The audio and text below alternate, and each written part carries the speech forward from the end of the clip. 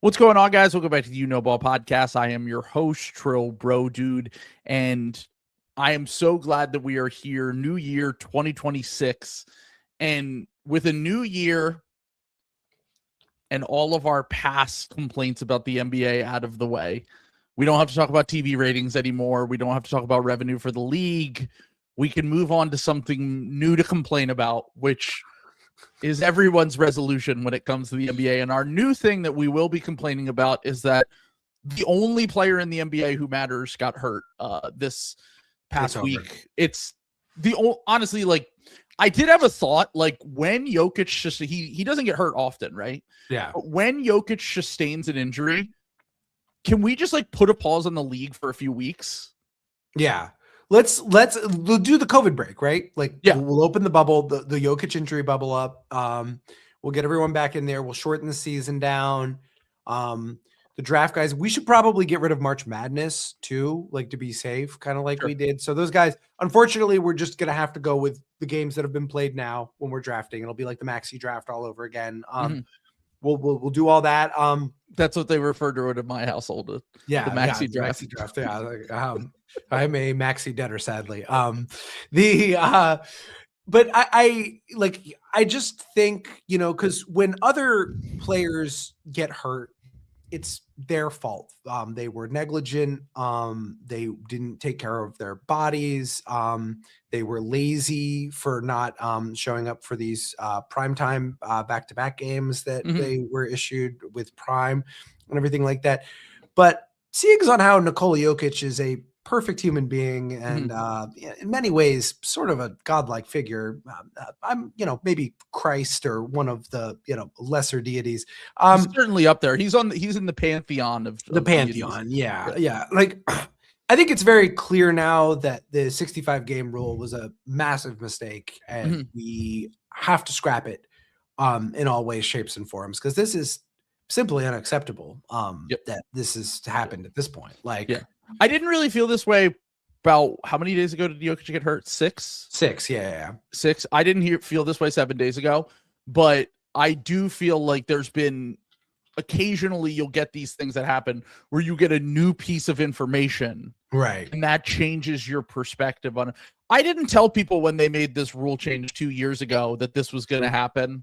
I didn't tell people that, making it so that all NBA is 65 games required was definitely something that was going to come back to bite the league in the ass. None of us did. None of us said this. Even though LeBron had recently made all NBA with 58 games, Kevin Durant made it with like 60 games one year. Bernard King famously made it with 58 games in the 80s on all NBA. I think there's no way we could have possibly seen this coming, Oh, well, this is the thing with voting, is you want to lock yourself into rules and not be able to adapt to the information as it goes. Because famously, no one in the MVP vote could adjust their NBA. No one with an all NBA vote could adjust their voting to accommodate how many games a guy plays. No one's ever done that before. Right. Until this rule was instituted. So I've always said basketball writers are some of the most worthless people alive. So you have to give them rules and parameters. Their little brains can't possibly figure out that, there's a certain threshold of games that a player needs to play in order to be considered one of the 15 best players in the NBA. They're basically toddlers. Yeah. And if you don't give them these rules, parameters, and keep them, inside the lines, then some of the most horrific things ever could happen. Because the only other option would be that, like, the league was trying to kind of strong arm guys into playing on all their national TV games for a schedule that is ultimately not sustainable given the pace and ferocity of play these days. And that, some might say very clearly there should be fewer games, and it really wouldn't impact the national TV schedule at all, because we have 5 to 8 games every day. So, like, you could pretty easily shorten the schedule down to like 62 games and it wouldn't impact anything. But no, I think what is much better, Jokic is God. These basketball writers are fucking useless idiot morons that need to be grabbed by their ear and have their nose shoved in the trough of what they're doing. They actually took away Zach Lowe's vote because he was too smart. It's what happened there. That's why they took it away. But, He likes to cover it up and say, "Oh, I don't want to affect players' salary." And can we take a really quick tangent? Okay, I just want to talk about Traeger on this podcast. No, Yes, you're not allowed to. Okay. Traeger's on Bill. Okay, by the way, Trill and I were texting last night because Bill talked about, he tweeted about this episode saying there was gonna be a special guest on Friday, and Trill and I were like, finally, we're getting fucking Chalamet, dude. Like, he's gonna crush it. We're gonna talk He's ball. gonna be awesome. Wake up this morning, open my phone, Traeger. Like, I was laughing so hard. But the movie part, the special guest was Fantasy. I'm like, you have a podcast every week. He's on the payroll. They have a podcast together that they do every week. The Rewatchables. Why do we need him on there as like a special surprise guest? Because he hyped this up. But no, that we can only ever imagine what Fantasy would be like on a podcast with Bill Simmons. We have no sample size for this. But anyway, he brings up Traeger. But Traeger was doing the fucking Zach Lowe thing where he's like, yeah, I don't have a vote, and I'm glad I don't have a vote. And then like I'm not kidding, like 20 seconds later, he's like, I just hope that the MVP people treat it with the care that we do and that they really try to like get it right. I'm like, you know how you could do that? By fucking being a man and having the vote. Like, I'm sorry. I'm sorry. It's annoying that sometimes family members and people are mean to you because they don't think you voted the right way. It's your fucking job. Do your fucking job. This is Republican Sam, by the way. You're a sports writer. You're one of the only sports writers who actually gets paid money. Do your fucking job. God damn it. I do wonder if the Traeger thing is because he used to work for NFL Network, and it's possible that he couldn't do it, but now he works for ESPN, so he definitely can do it. Yeah. And I would imagine, once again, I mean, Zach will always say he doesn't want to affect players' pay, and that's his main thing. Tough shit. But it's not that. It's relationships is the real thing.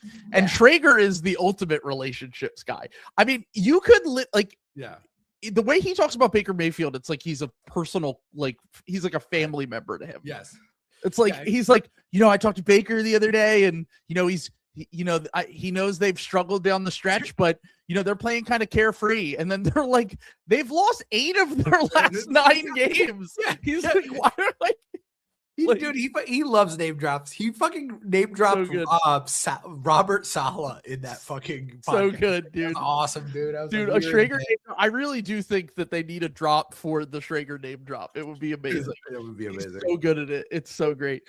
No, it'd be so bad though. Like, just fucking vote. But Bill, credit to Bill. Bill is always considered games played. And he's like, before they instituted this rule, and it was fine. Well, he always talked about the Bernard King thing, which there was a season where Bernard King in the 80s, I believe, played 58 games. And he was like, that's the lowest I'm willing to go, because Bernard King was clearly one of the 15 best players in the NBA that year in the 80s. And there weren't enough other guys that he felt shouldn't have made it that season. So he was like, that's the lowest I'm willing to go. But I've been historically flexible when it comes to 58, 60, whatever, like as long as you hit. And my argument was, and I have a tweet from 2 years ago, I talked about it a lot on this podcast. My argument has always been, if you don't play 65 games, the only MVP in NBA history who has ever won the MVP without playing at least 65 games in a non-shortened season. So not the COVID season, not a lockout season, not Bob Cousy winning it before they even played 82 games when they played 72 games. Bill Walton is the only one who has ever done it in history. And if you look at that year, Walton was clearly the best player in the world for 2 straight years. He got injured, and the only other candidates that were up there were, if I remember correctly, it was Kareem and Dr. J were the other two. And Walton was just clearly the best player that season, so they gave it to him. And also, like I said, back-to-back years, it's not like there would have been a ton of other opportunities to give Bill Walton an MVP because he had already won it a handful, or he was never going to win it a handful of times like Jokic did. And that was basically the beginning of the end for him in his career. And also it was a historically weak talent pool that you were pulling from in the 70s relative to these other time periods where there's usually at least 1 to 3 players who are worthy of being an MVP level player. And Jokic isn't going to hit the 65 game mark. Wemby is not going to hit the 65 game mark. Giannis probably isn't going to hit the one thing I will say that this really gets fucked up is that if SGA gets hurt, because if SGA gets hurt, then it's like MVP Anthony Edwards. Let's go. And like, I think realistically, guys like Cade and Anthony Edwards 2 to 3 years from now, or maybe even starting next year, might be like legit top 3 guys that get MVP votes. But for where they are now, they would be one of the worst MVPs ever. And it's not to say that they aren't great players. It's just to say, if you zoom out and you look at who has historically won MVP, there's always been at least one guy who wins almost every single year outside of, we know the few exception years where it's kind of undeniable that they were one of the 2 to 3 best players in basketball. And while those guys have been really good this year, they haven't been that. And so if SGA gets hurt, that's where we really start to go down this path with the MVP conversation. But Jokic was never going to win MVP playing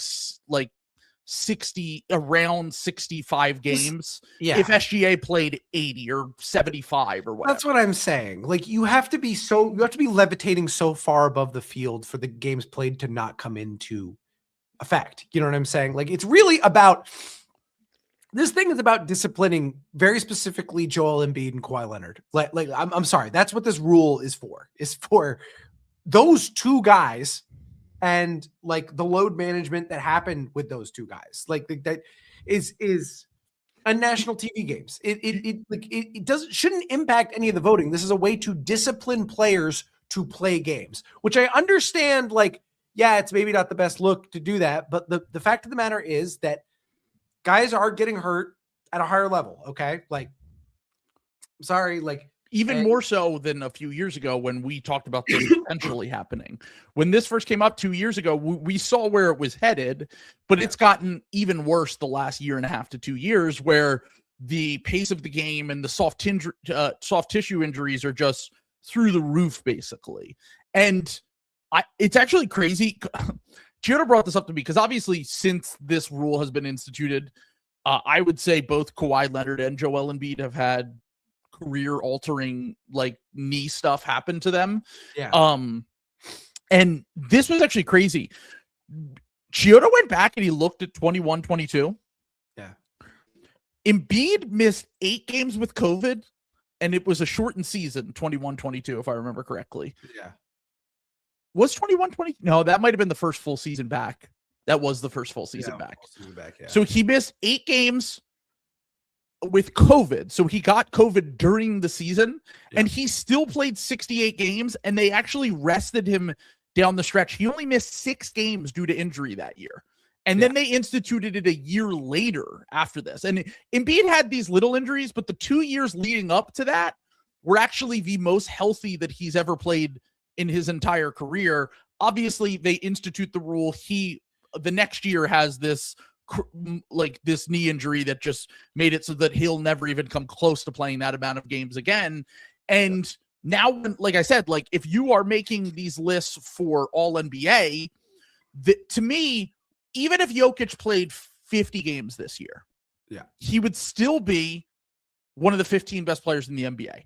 Because if you look at the third team and you look at some guys that are going to end up making it because of all these injuries we have, did I not literally say this before the season that I said we could get Mikal Bridges is a nice player, but due to his availability, maybe not specifically him this season, maybe it's someone more like Denny Avdia, but specifically due to the fact that these players don't miss games, they're going to get an all NBA and then they're going to change the rules to go back to whatever it was before. And we're going to be how did that guy make an all-NBA again? Because we always talk about the weakest all-NBA guys, and they're usually still top 30-ish players in the, like, you could realistically get like a top 50 player making all NBA just due to the amount of injuries that have happened over someone like Wemby or Giannis or Jokic that might play 60 games this year.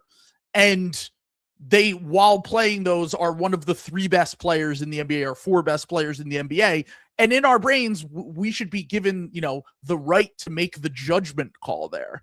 And having this rule in place was obviously stupid from the jump. But as I said before, no one cared until it happened to Jokic. Like, Giannis had already missed a bunch of time this year. No one really talked about it. We talked about it, but no one else really did.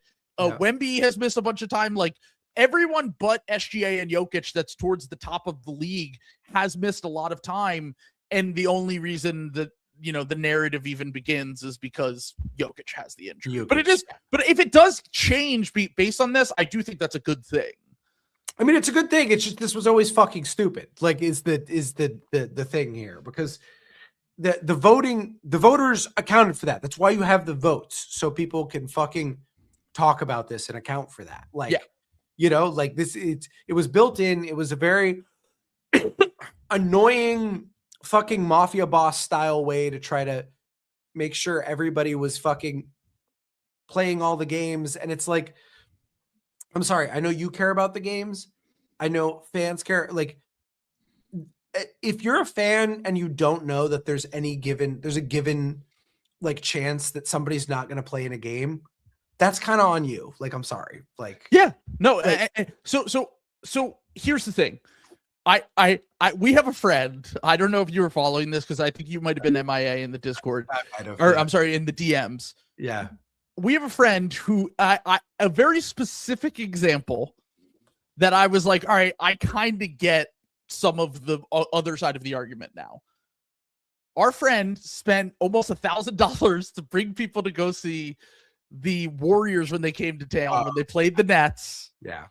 And it was on the second half of a back-to-back, which, by the way, in the future queue, look at the schedule. Yeah, I was going to say. Make sure you know it's not the second half of a back-to-back. They played in Toronto the night before. Yeah, like a road back-to-back. Yeah. And they went to overtime in that game. He was DMing in there like, I'm going to kill myself. I just paid almost $1,000 to go see Quentin Post and Brandon Podjimski. Like, Jimmy's gonna sit out, Steph's gonna sit out. Like, and luckily for him, they both ended up playing, and everything worked out. Like, he got to see them live. Good for him, whatever. But I do understand that. I do think that it requires a little bit more on the fan to kind of, like, if it's the third night in 4 games and you want to see your kid go see Kawhi Leonard or Joel Embiid play, use some common sense. Like, they're probably not going to play in that game. Like, and once again, it could be solved if we changed the schedule and made it easier, which should be on the NBA to figure out. If you don't like that, how about this? How about the Boston Celtics and the Nets don't play 4 times a fucking? How about you don't play your division rival 4 times a year? You know what I'm saying? And then there's no back-to-backs when you're doing interconference play.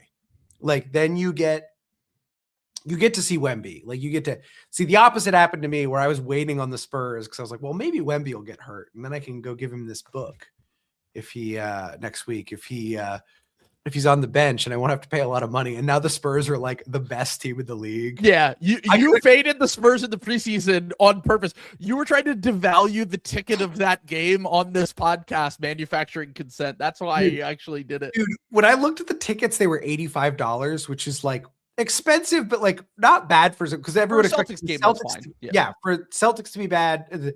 Dude, they're like $300 now. Like, I'm so fucked. Like, I don't even know if I can go now. Like, I don't know if I can justify to myself after like all of this Christmas shopping and everything, paying $300, dude. All right, so if you're listening to this, subscribe to the Patreon so we can make Sam a full-time employee, and you can go to games and write them off anytime he wants. How about that? Yeah, you can still technically do it, but it is a little bit, obviously it's the beginning of the year. So I'm spending $500 to go to this game so I can write it off in a year from now. Yeah, exactly. Also, I do just want to point this out. Jonathan said Bobby Marks said he'd still put Jokic All-NBA at 30 games this year. The dick writing is absolutely crazy, dude. It's crazy. 30 games, bro. 30 games. I mean, Joel played what, 40 games that year when he was playing at, in my opinion, the best I've ever seen him play before, and had a real case to win MVP before. I mean, his December stats were literally some of the greatest I've ever seen, and he only played, I believe it was 40 games that year, and there was no one in the fucking world that was going to vote him for All NBA that year, and rightfully so. You should at least play 50 games, and those 50 games got to be pretty special. Yeah. If you're missing half the season, you shouldn't make All NBA. Like, I think we all can be adults about this and realize that, and we can leave it up to the discretion of the people who actually vote on these things in the future in order to, you know, change this. But, you know, the media darling, the only player that matters in the NBA, got hurt, so we have to discuss this. And actually, shout out to Bernie Lee, Jimmy Butler's agent, Ben Simmons' old agent, who posted this exact thing. Basically, he was like, this rule was always dumb, but you guys didn't give a fuck until your darling media guy got hurt. So I wasn't familiar with your game, Bernie Lee. I might owe you an apology. Another classic Bernie Lee.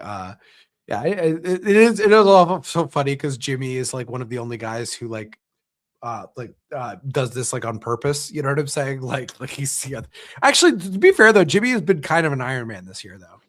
Which is very funny that he is. Well, I guess last year there were incentives too for him to play a ton, but the Heat just had their kind of nightmare year, partially due to him. And no, I'm just thinking about, like, because Jimmy's such a bag man. Yeah. Jimmy is like Jimmy might be low key like the ultimate bag man if you think about like career earnings, the business side hustle stuff. Yeah. And like when it comes to the respect of getting his contract, like if the season ended today, he probably would be if you consider all the injuries, he'd probably be up for that third team All NBA debate. And that's another thing that because we've talked about Jimmy's one of the guys that hasn't made a ton of All NBAs because he's just missed a bunch of time, and people took that into consideration when they were voting on it, even before they made these rule changes. Right. Yeah. That's the proof that, like, again, the NBA, the theme of this year is the NBA looking for problems that need fixing that do not exist, like that don't exist. The NBA at large is staffed as a league by Jason Tatum stans. The most insecure fucking like people in the world who like let themselves get rattled. I don't think you have to even just say Jason Tatum. I think you could just say player stans in general. Yeah. Like you just get so rattled by like slander and like everyone like you had that was so disgusting to see everyone being like, Has the NFL taken the Christmas bag lunch of the like NBA? And NBA fans were like, no, it's better. And it's like, yeah, everyone knows. You don't even need to respond to this. There's 3 dog shit NFL games no one's watching. I was gonna say you weren't locked in to see Vikings Lions. Yeah, it's like what are you like talking about? Like, stop. Like the NBA is. I was telling Tro before this. I get mad. Like, this is the best NBA season I can remember. There's like pretty much nobody is tanking. I don't even think what the Jazz are doing is that unethical. The Wizards just beat the Bucks for the second time with Giannis. Yeah. And I know they're not the greatest team this year, but they're trying really hard to win. Yeah, nobody is like fucking tank. The Nets are so fucking scrappy. Like the Nets are in a ton of games. Like the Jazz are probably like the least competitive team right now. And the Jazz, no, they're not. They have 12 wins. Dude, I mean, like I'm just saying, like the Walker Kessler thing. Like somebody got hurt, like for the Jazz too. You know what I'm saying? Like, they didn't want Walker Kessler to get hurt. Also, they have, once again, we talked about a little bit before, they have a little bit of incentive to be kind of bad, right? Because of the top 8 protected pick they owe OKC. But whenever Lowry Markkanen and Keontae George play, like they're pretty decent. Like they beat the Celtics. They're hanging with teams on any given night. Like I never turn on a Jazz game and think they're dead in the water if those two guys are playing, right? Okay, I didn't even realize they beat the Pistons and Spurs back to back. I was gonna say so they just a good team. The Spurs? Yeah. I don't know. I want to talk about this later. We'll put a pin in this, but I think the Pistons might be frauds. Let's talk about it. Okay. The one, that's the 1 seed in the East, and the 2 or the Spurs will be. I think the Spurs are the 2 or the 3 seed, right? They're the 2, I believe. Okay, they're going to be 2 no matter what, because this Jokic injury makes it so that the Nuggets are unless Houston goes nuts. Yeah. Well, I mean, the Nuggets are just going to fall to 4 or 5 in the next few sure. weeks. Like not only did Jokic get hurt, they're the 2 seed. Not only did Jokic get hurt, but Jonas Valanciunas also got hurt. And by the way, they were already missing Cam Johnson, Christian Brown, and Aaron Gordon, who at some point they might return here. But that's a lot of injuries to withstand. And it's very funny because every year when we do this, you got to pick the one like disaster team. They're always last in my mind because Jokic never gets hurt. Exactly. Yeah. And so like, it's impossible to predict on any given, year who will be the team that just has all these injuries. But Jokic got hurt, and he got hurt at pretty much the worst time too, because they have like 18 games in the next 4 weeks, I think. And they already won their first game without him because he's a system player who is clearly if all the stats show us is that Nikola Jokic is a system player. Zeke Naji is the Mac Jones to his Brock Purdy. It's Jonas Valanciunas. But then he got hurt in that game. Now they have their Nick Mullen in at quarterback. Zeke Naji. Zeke Naji is the Nick Mullen of Zeke Naji on it, whose podcast with Stavros and Adam is gonna drop any second now. This is a real test for Jamal Murray because Jamal Murray's been having this great season. And he's never really been able to carry in the past. In a way, he's been one of the best second options in the NBA this year, though. He's been really fantastic. And this is kind of similar to like the cards that Maxey got dealt a year ago, where it's like, I can't put it on Jamal Murray if he's not winning with a bunch of scrubs, basically. Yeah. But this is an opportunity for Day'Ron Holmes. Is he ever going to play? It is. I love cookies. We give that grace to young players, Day'Ron Holmes. Second year, hasn't really played. You're supposed to be our number one when everyone else is injured. I was going to say, when you have multiple injuries to starting bigs. This is going to be a rough stretch. I'm assuming that they get a few of these guys back soon before Jokic comes back. But I do feel bad for the Western Conference team that could end up having to face them in the first round. Awesome. We had a great year. We're the 3 seed. Oh, who's the 6 seed again? Oh, right. Jokic and their whole team got hurt for a month and they fell to the 6 seed. And now we have to play the team that, by the way, when everyone was healthy, was the best offense we've ever seen. That is really going to make the first round in the West is always good. And I think that we were shaping up for some really good matchups this year. But if we get something like that in the first round, instead of like them just beating up on whoever the 7 seed is, if we get Houston, Denver round 1, we could there's a world we could get Spurs, Denver round 1. There will be a historically good first round matchup this year if the Nuggets, fall down the standings in this next month, which I do anticipate they will.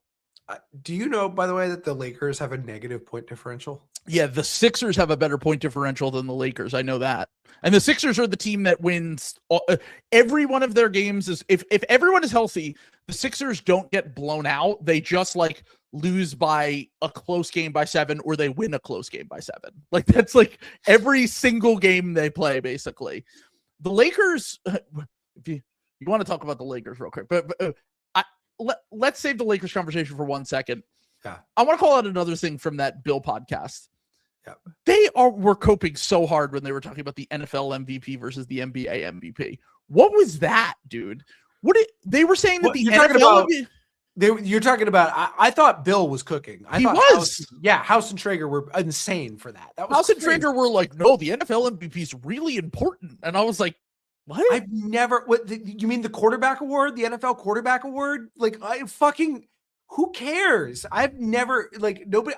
The only time I've ever cared about the NFL MVP was at the height of Brady Manning, when it was we were keeping track of that shit. And Bill even was like, what did Brady have? 6 MVPs? And then they were like, he had 3. And I was like, that kind of goes to show you. That proves the point. Yeah. That exactly proves his point that once again, I do think it is. Part of that was that Bill was trying to be like, Now let me make a case for Drake Maye because it doesn't really matter anyway. Yes. And I actually think Drake Maye has a really good case and probably should win this year. Mainly because Stafford had a chance to grab the award and completely shit his pants in a big game at the end of the year.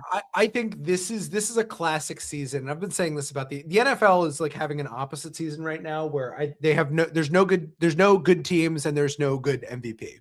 I think we should bank this MVP.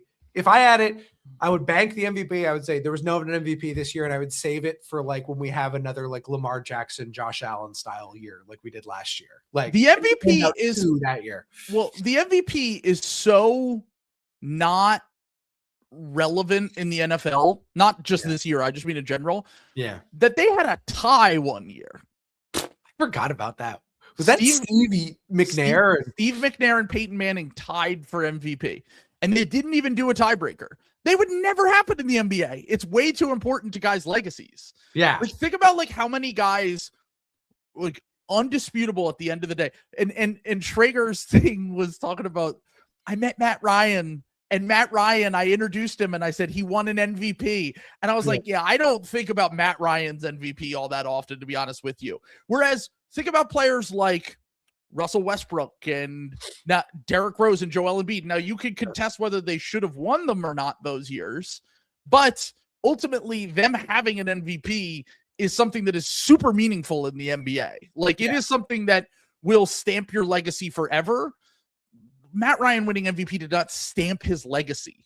Yeah, I was gonna say, I don't think it stamped Rich Gannon's legacy when he won it in 2002 or whatever that was. Yeah, I was gonna say they said Rich Gannon, like, you know, really great players throughout history. Of Sean Alexander won one year, like great players, but like it's not when we talk about how meaningful it is to the NBA versus the NFL. It's just not even close.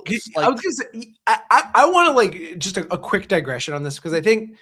Again, NBA fans get rattled about the NFL because like the NFL is like the most popular sport, and we have to like be careful not to turn into hockey fans where you like, please like my sport. Yeah. No, like, this is just a different thing, though. That's the thing is because football fans don't care about it. Yes, that's what I'm saying. Like, there's no the reason that this stuff doesn't matter isn't like that football fans care less or anything like that. It's just it's a totally different sport. It's a sport with 17 games a year. And also, it is the sport. It's the sport where coaching matters the most. Yeah. And you also, like in basketball, you play on both ends of the court. Yeah. Like these guys aren't playing on defense if they're winning MVP. Like I'm just saying that there are reasons why people care more about individual achievements in basketball than they do in football, and including the fans of the sports.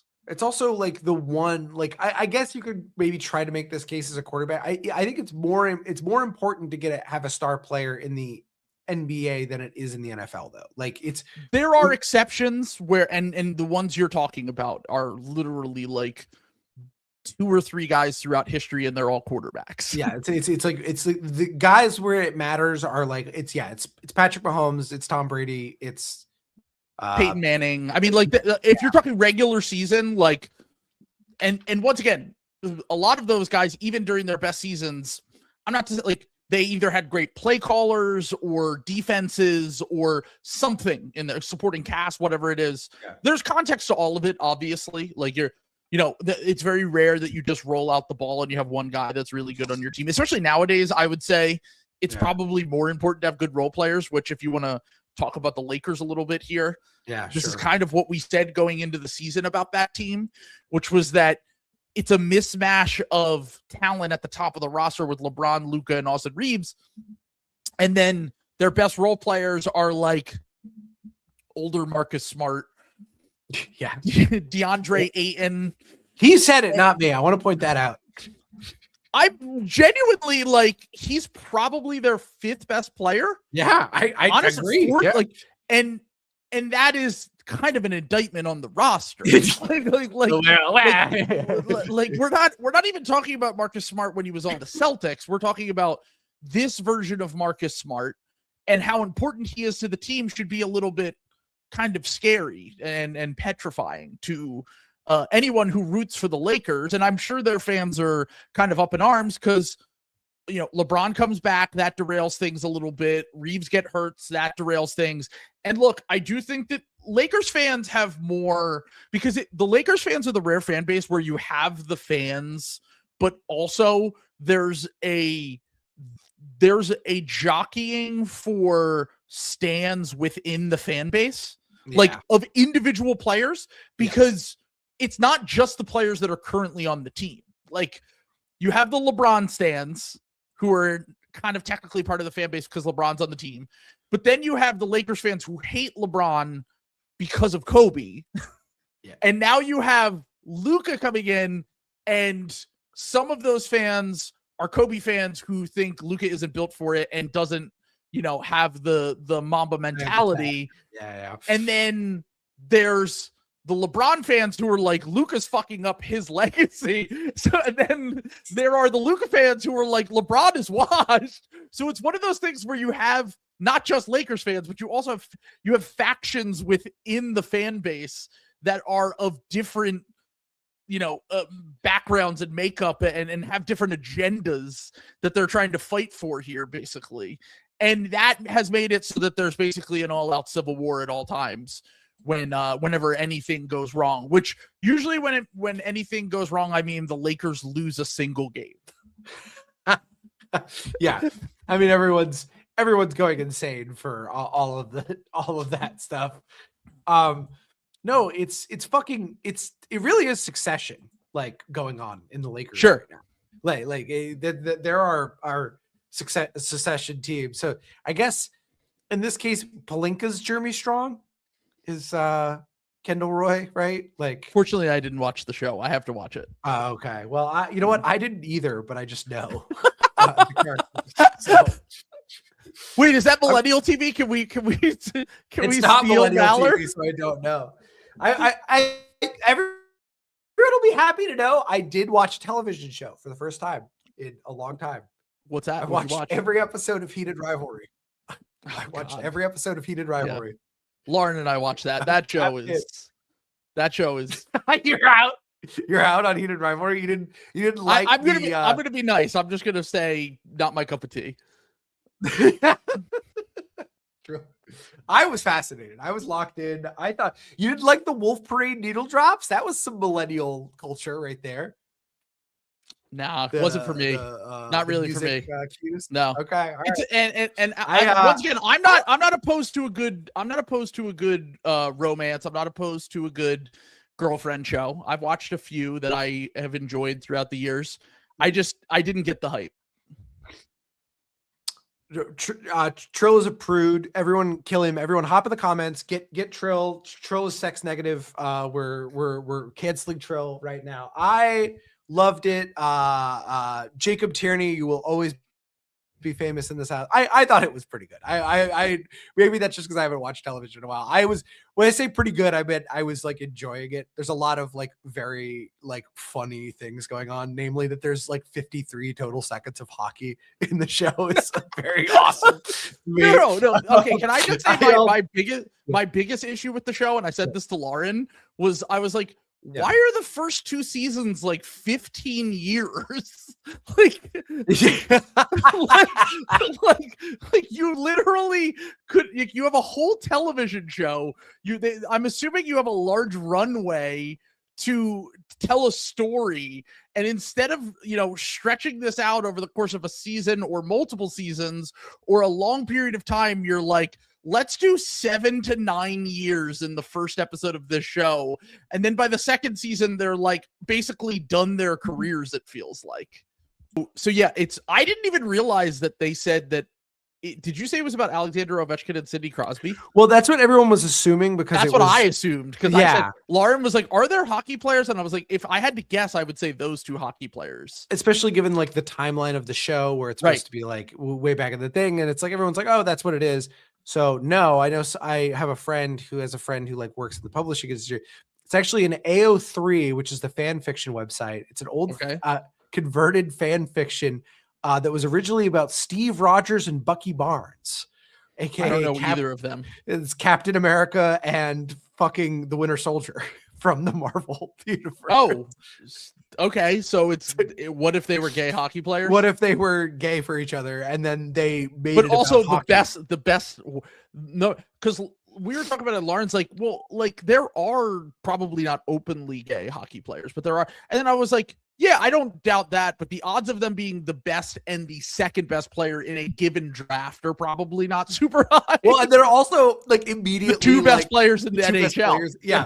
It's like, what if Wemby got drafted twice in the same draft and the Wemby 1 and Wemby 2 were What if in love with each Scoot other? was who we thought he was and he was also gay? Yes, exactly. Yes. And Exactly. Wemby was gay. And Wemby was bi. Yeah. Because that's another important distinction. Oh, like, yes. Ilya's One is gay, one is bi. Yeah, correct. Ilya's bi. So Yes, we're not doing bi erasure on this. Yeah, program. thank you for showing respect for all the bisexuals who listen.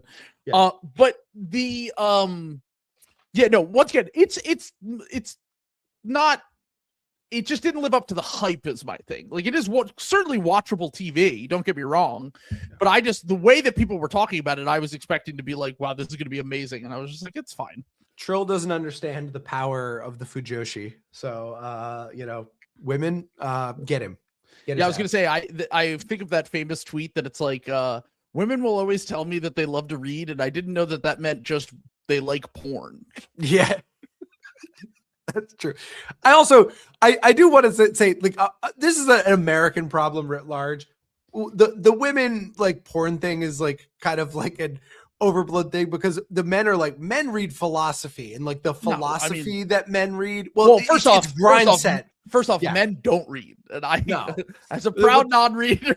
Well, first of all, yes, what they mean is they watched a YouTube video of a guy who says he's an author. First of all, second of all, when they do read, it's books like Tom Clancy. Yeah, well, no, it's like The Elephant Investor, how to like turn yourself into like the #1 ivory salesman in the world. Like it's all like multi-level marketing scheme, fucking grind set bullshit that is like not real. Like it's Jordan Peterson's book. Yeah, no, that is clean your room type shit. Yes. So but by the way, just real quick kind of note on the Lakers there as we derailed the conversation to talk about the gay hockey show. The Lakers, I just think the season's a wash for them. And I think that having any expectations besides making the playoffs and then figuring this thing out after the season would be a mistake for them. I would not be making wait until LeBron expires, wait until you can reconfigure the roster. I've said this over and over again. Like, I wouldn't take anything from this. I know people are like destroying Luka right now.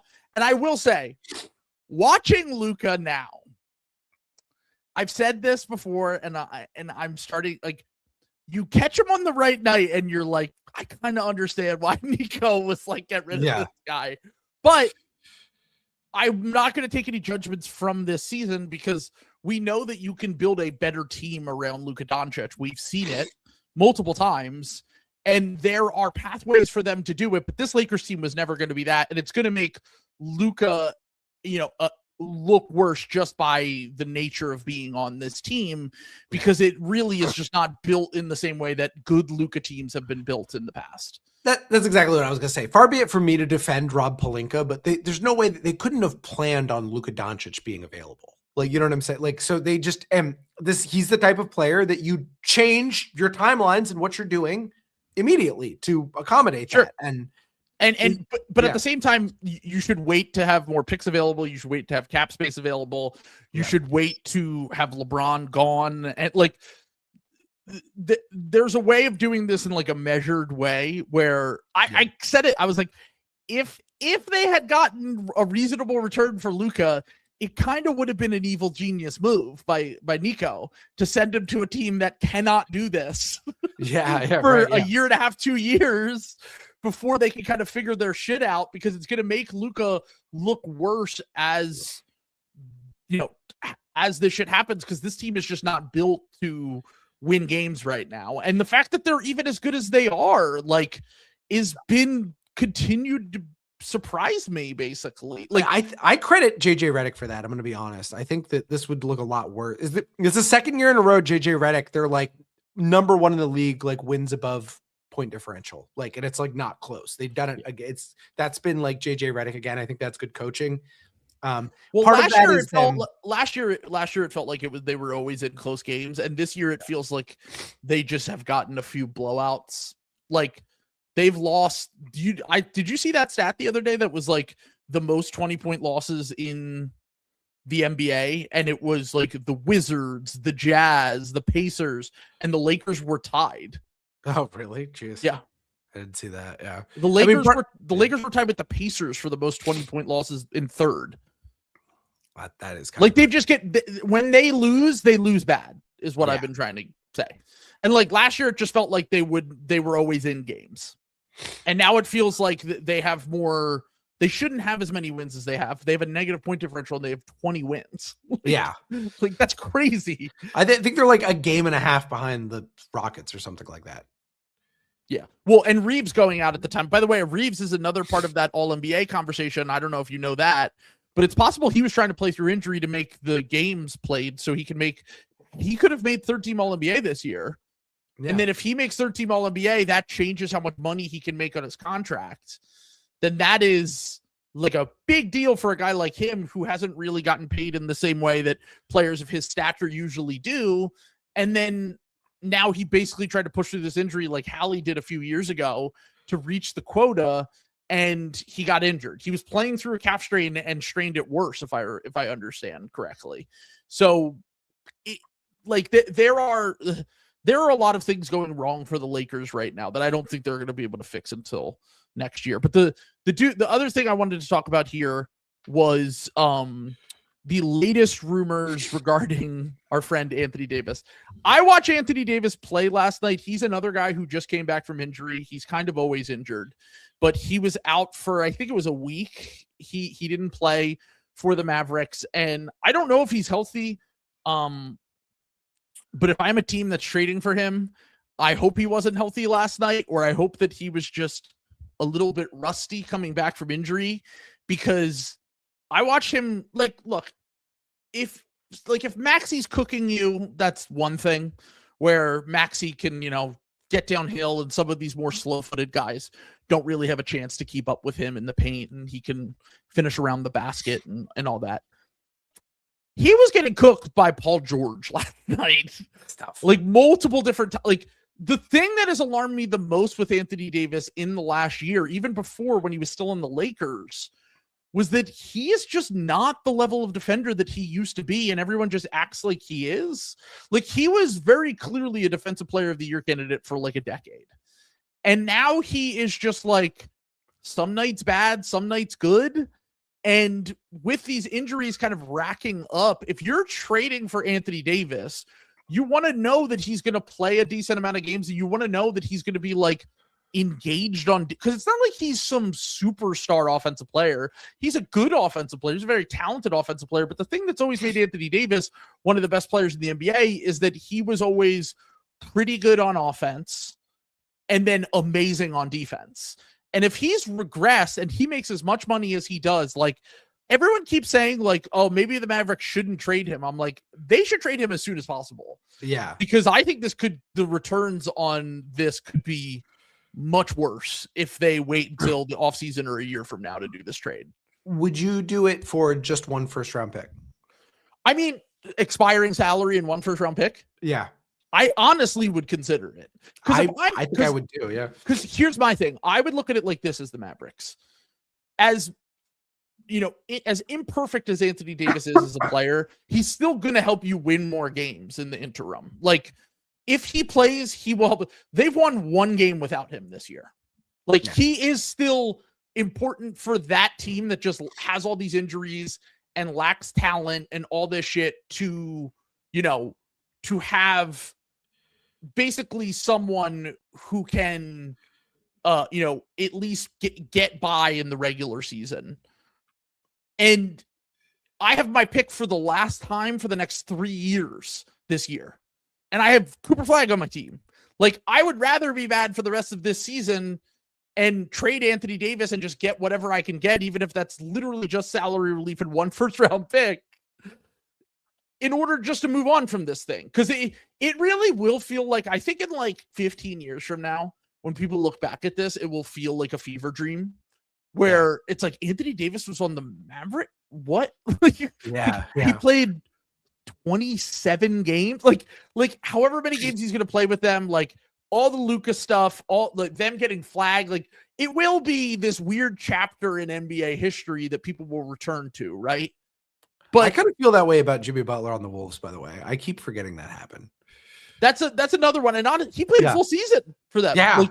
He did get injured during that season, but he played a full year, calendar year for the Wolves, like over a calendar year for the Wolves.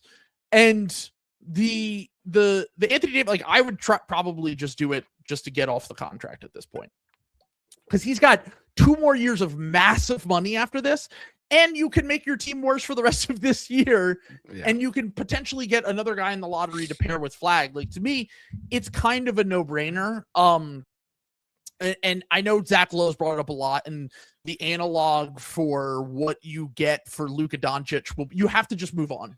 Like, there is no way to salvage that. Like, sunk cost. Let's move on. Let's not worry about what we're getting back. Like, let's just make it so that we can rebuild around Cooper Flagg and potentially a new young core moving forward and act like this whole thing never happened.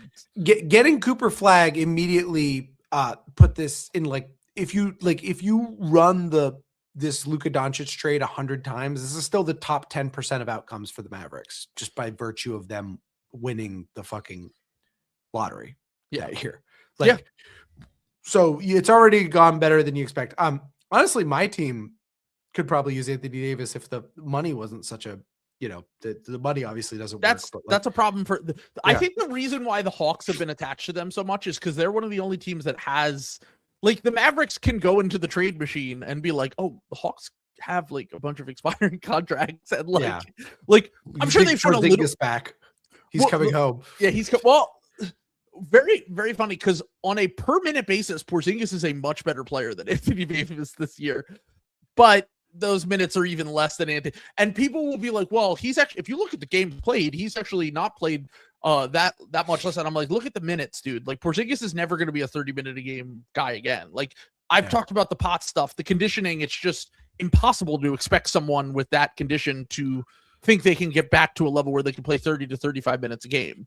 Like, Anthony Davis obviously has injuries all throughout his body, but he still should be able to play 30 minutes a game realistically if he ever can get somewhat healthy again.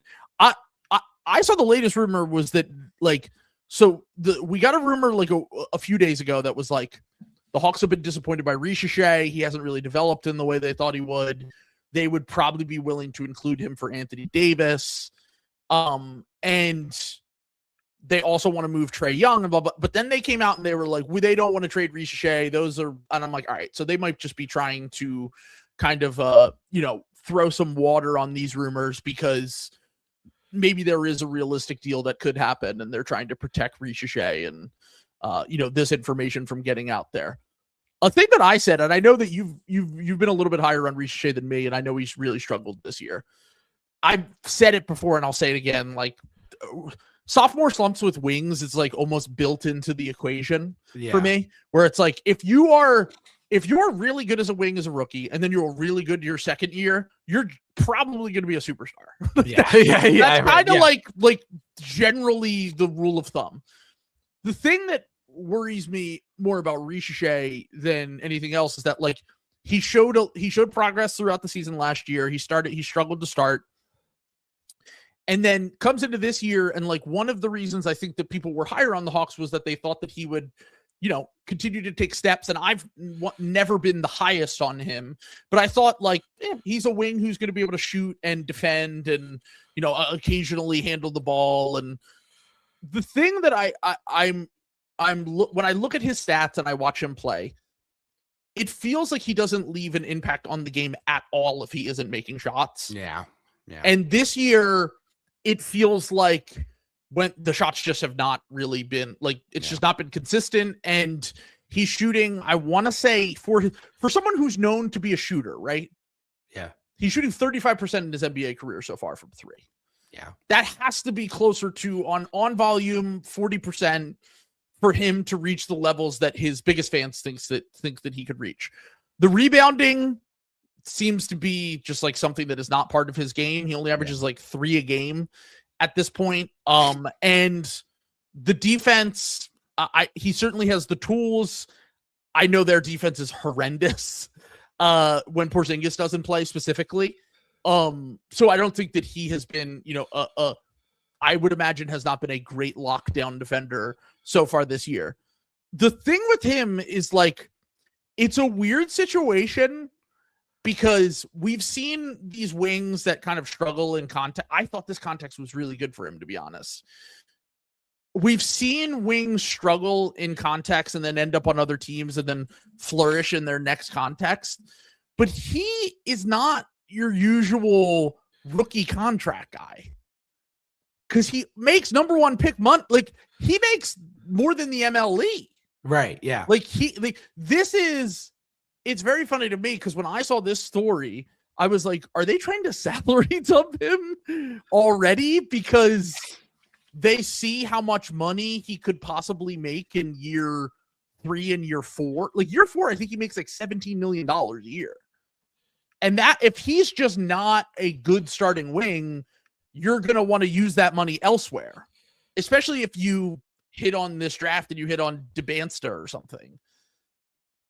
So I kind of think the Risacher thing is like, I see a lot of Mavericks fans talking themselves into it. I'm like, I mean, sure, if he's included in the trade just to make salary work, like if it's Porzingis, I just said I would do Porzingis, like Kennard, Risacher, and if you throw in a first round pick, if I'm the Mavericks, I do it just to get off the contract and take a flyer on Risacher and hope that he can figure something out. And I'm not super high on him in general, but I don't view him as like a key like guy that they need to get in a trade. No, if I'm trading Anthony Davis away.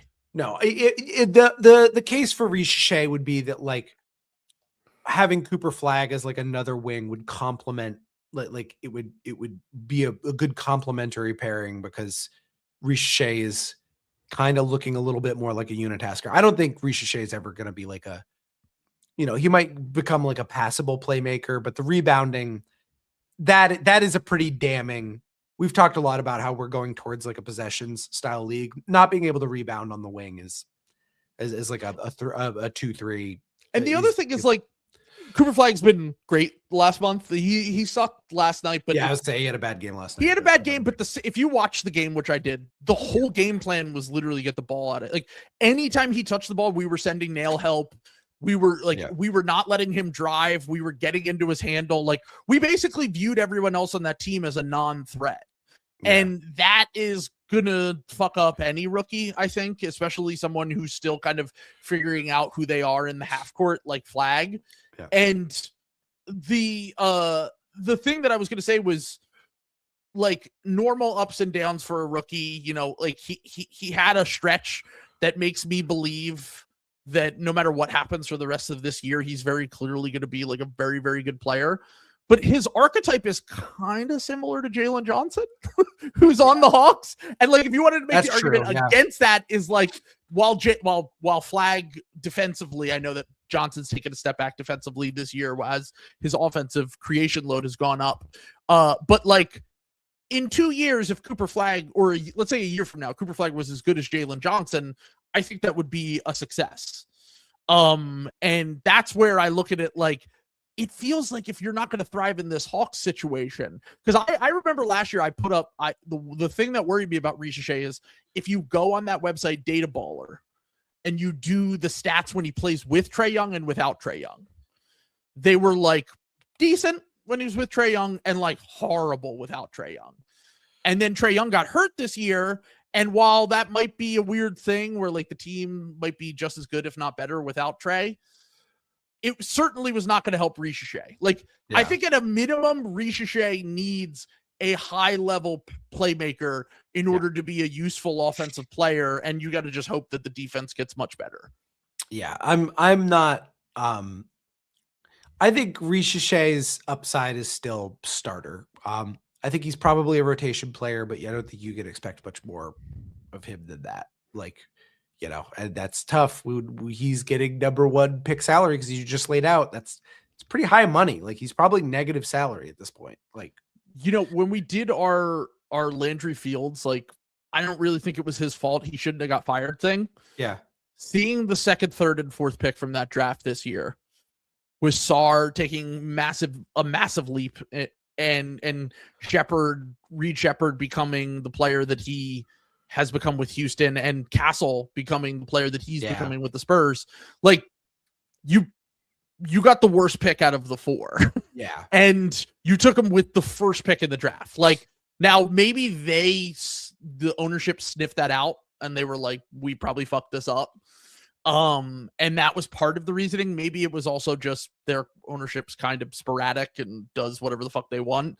And there have been people that have theorized that the Anthony Davis rumors are coming from ownership, and like ownership always wants like the next big star that's out there, and they want to get like a guy like that. 80s just in general, like 80s fit on the Hawks, like certainly could. I mean, like, once again, I just talked about how he's not the defender he used to be.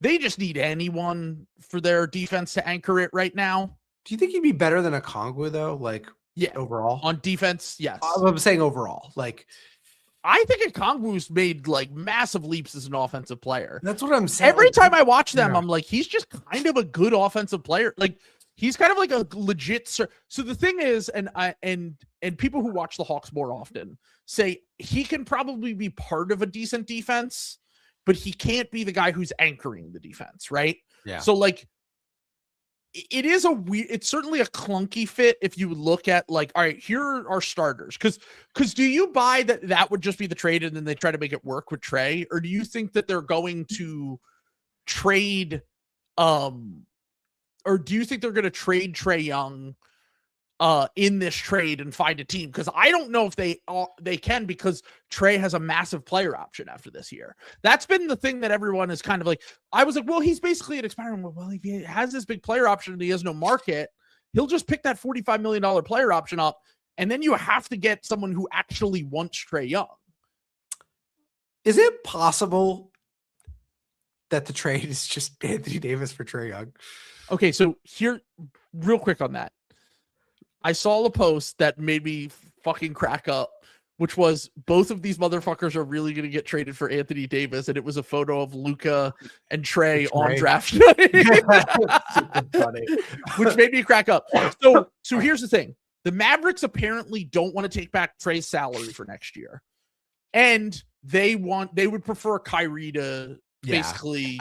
I keep forgetting Kyrie's coming back. Like that really is like, I actually like, I don't, if I'll say this much, if Trey wasn't expiring, I wouldn't hate to see that for like 30 games because look, I mean, you know that I've kind of sold any Trae Young stock I've ever had left. Like I'm not in on Trae Young anymore, but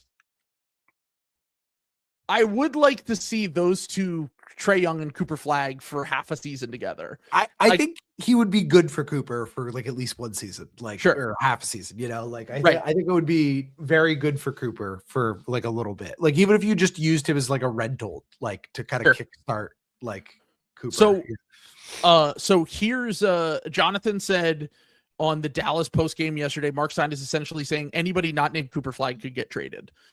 I'm assuming Kyrie's injured, so he's probably not included in that. But they should do that. Like the Mavericks should. Nembhard's untouchable. Well, you I mean, hang on to Nembhard, baby. Isn't Nembhard a two-way? Yeah, I think he is. I don't even think I was going to say traded. I'm sure that he was. He probably meant Gafford and all those guys. And by the way, if I were Dallas, goodbye. Take care. Yeah. PJ Washington won't be tradable until the offseason. Maybe you can wait to trade him. But let's see how this AD trade goes first. Let's see how our draft goes.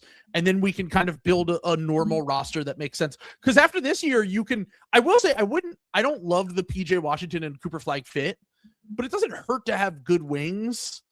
And if you are keeping that group, those kind of guys together, PJ Washington's not super old. Like after this year, they don't have their draft pick. So there's no point in being bad next year.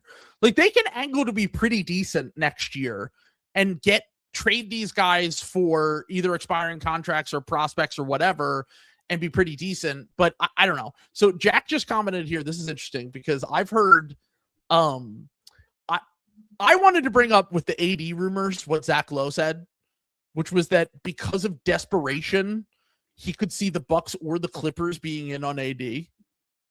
What? Oh my God. And I was like, I don't really get it for either of those teams. Now, the thing, and Jack, I'm assuming, is a Bucks fan who just commented, said Trey for Miles Turner, who says no. And they could get up to that salary because Bobby Portis and Kuzma are also enough if you combine it with Miles Turner.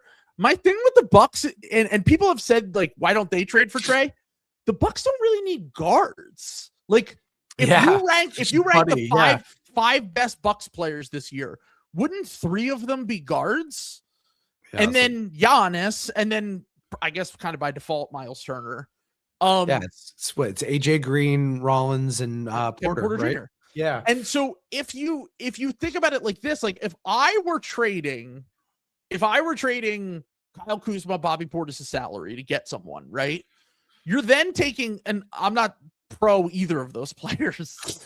When you're trying to win, I don't think that you should have either of those guys as important rotation players in 2026 is my point, which is the first time I can say in 2026.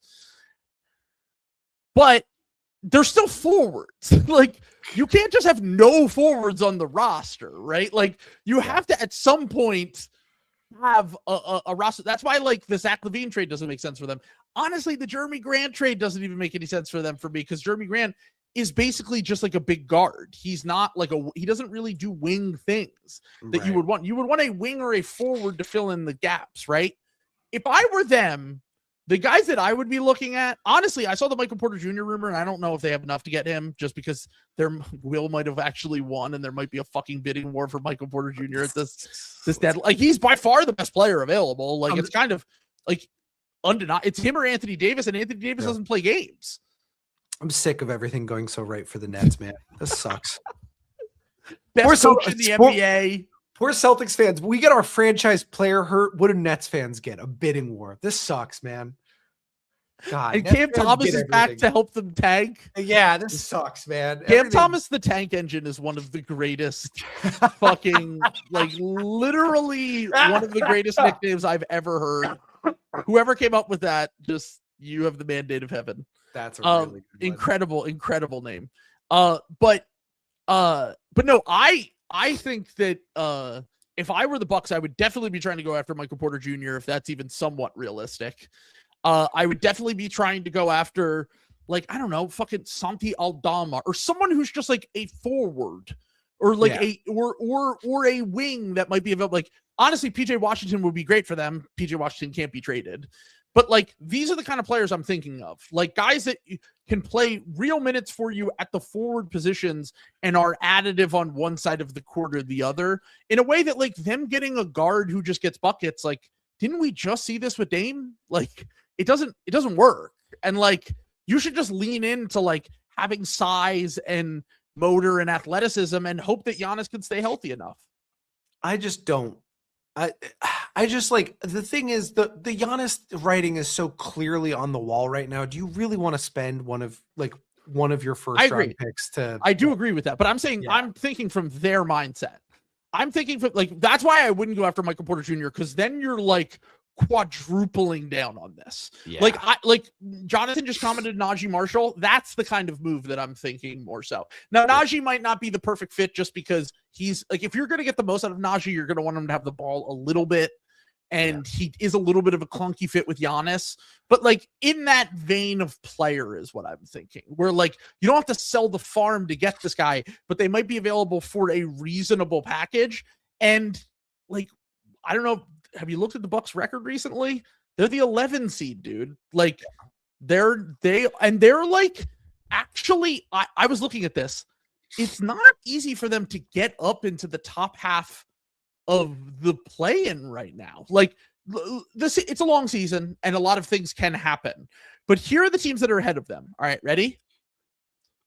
The Hawks, who we're talking about right now, that might make a win now trade or will probably stay around the same range as the Bucks. They're 16 and 19. The Bulls. By the way, the Hawks don't have they have the other pick. They don't have their own pick this year, so they have no reason to tank down the stretch. The Bulls, who do have their own pick, but they never tank. Yeah. So that's not a team that's going to pull the cord. The Cavaliers, who are getting better, I would say. Yeah. Still a little bit, but like they're better than the Bucks. Like they're just better. Yeah. Supposedly slander aside. Like, yeah. Yeah, exactly. And then the Heat, who are the 7 seed, who are just the Heat. Like they will always be in this general range. The Heat are the ultimate, like, could lose to anyone, could beat anyone, like any given night. Yeah. If you told me the Heat beat the Thunder, I'm like, yeah, it's a little weird, but I can see it. If you tell me they lose to the Wizards, I'm like, yeah, sure, why not? Like, I actually think this is a good reason to bring up 2 different things that I wanted to talk about. We'll get to your Pistons thing in a second. Okay. Because they beat the Pistons last night, and that's interesting. But the thing I wanted to bring up was, I don't know if you've been following the Bam Adebayo stuff, but it's very funny that Zach is still doing like manufacturing consent for the front office and being like, they will never trade Bam Adebayo. Teams call about him and they say, fuck off. And Giannis, if Giannis goes there, he wants to play with Bam. Stars want to play with Bam. They're not trading Bam. And the entire fan base, when you look at any of those tweets, they're like, this guy can't even get 20 points and 10 rebounds. Fucking trade his ass. He's on a Superman. Like, it is very funny to see the fan base more mad about their best or second best player, whatever you think about Bam, one of their best players. And then the old way that we talked about the player in the media is still exactly the same. Like it's 3 years ago. I think Derek White has more blocks per game than he does this year. Yeah, it's been a tough year for Bam. The scoring stuff is like kind of really caught up to him, I feel like. And we've talked about the last 2 years how he's been a bit of a Jimmy merchant. Like anytime Jimmy was off the court and it was just Bam, their offense would sink into the ocean, basically. And like, I still think Bam can be a part of winning teams, and I still think Bam is a good player. I think he would fit. Not a supermax player. That's the thing. No, definitely not. That's the money that he's making, which is, and he will be, him and Jaren Jackson Jr. will just be viewed in a different light now than they were previously, because they're now making supermax money, and with supermax money comes supermax expectations. And like, for example, I would love to have Bam on the Sixers at the 4. Like, he would be amazing for us. But at the same time, when your expectations are you're the best player on the team, you make a supermax, the expectations are going to be super high. And like, my other thing is like, do Giannis and Bam, like if they were to do a trade like that, do those two even really fit all that well together? Because if I were making a team around Giannis and you told me I could take out Bam, send picks, and then maybe include some other players just to make the money and the asset value work or whatever it is, I would probably do that instead. Like if I'm building a championship level team. Can I say something that's maybe a little bit of a hot take? I think if they trade Bam for Giannis, I think they would be a East contender. I think we literally have both said this before. Yeah. Like if they did Bam and picks, and then they also included like, I don't know who, but like Jokic or something. Like, I think you got to include more than that at this point with how much money Bam makes. Like, I think you have to include a real player is my thing, but can you get any value for Tyler Hero is another question. Because like the way that Norm Powell's playing this year, like he's basically just been better Tyler Hero. And then you have like Wiggins still there. Giannis, Wiggins, Ware is looking fantastic. They always figure out, I was going to say, Ware would be the guy that people would want in that deal. And then at that point, you're just getting to a point where it's like, we're not going to have a good enough team once we trade away all these guys for Giannis. That seems to be the issue with most Giannis trades, right? Where it's like anyone who actually wants to trade for Giannis doesn't have enough to really get him. And if they do, then is their team good enough once they actually make that trade? I don't want to like, I hate Miami Heat, my consent manufacturing. I think they're the team that should be doing that though, because this is a team that just spawns fucking like NPC 2K, like nameless guys to be rotation players. And you have the best coach in the NBA. So like, right. And the best coach in the NBA who is, to me, I might have said this before, but if I haven't, I would like to kind of be on the record about this. I think the Heat are like a good measuring stick game for where you are as a team. Yeah. And I think Spo's the reason why, because Spo's the only coach in the regular season that is using postseason tactics, where the Pistons you saw last night, he exposed all of their weaknesses when you watch that game. I watched that game and I was like, okay, so the only player on this team that can create for themselves is Cade Cunningham. Yeah. And none of these guys are scoring threats outside of the paint. So what I'm going to do is I'm going to put 4 guys around the paint, and I'm going to basically do what they did to Giannis a few years ago in the playoffs and say, make someone else beat us. And the Pistons were not able to do that in that game. And I think that the Pistons are a team. I know that everyone's like, you don't rush the timeline. And this is a team that 2 years ago won 15 games or whatever it was. And blah, blah. I'm like, if there's any team that should be aggressive in making an upgrade at this deadline in order to prepare themselves for the postseason, it should be the number 1 seed Detroit Pistons, who are a very, very, very good regular season team that I think have massive flaws that could be exposed in the playoffs. They really do need like the Michael Porter Jr. move. They're the team that probably should. It's Trey Murphy, Michael Porter Jr., any wing who can score and reasonably be a second scoring option to Cade Cunningham and relieve some pressure from him should be at the top of their target list when they're making these trades. Because you can win a lot of regular season games off hustle, grit, and determination. But when it comes down to the playoffs, like they might win a series, but like I have a hard time seeing them get to the conference finals or the finals if they are bringing this team of amazing defenders and rebounders, and then it's basically just Cade all for himself against playoff level defenses. Jonathan has a good point here. The Pistons had a guy to help with scoring, but Cash Patel set him up. Malik Beasley. Yeah, Malik Beasley. But Beasley was like an important release valve for them. And by the way, you know who's been that this year? Duncan Robinson, who's actually been really good for them, but he went into a shooting slump recently and they lost 3 or 4 games. Like, this is what I'm saying. It's like, they definitely have the talent to get there.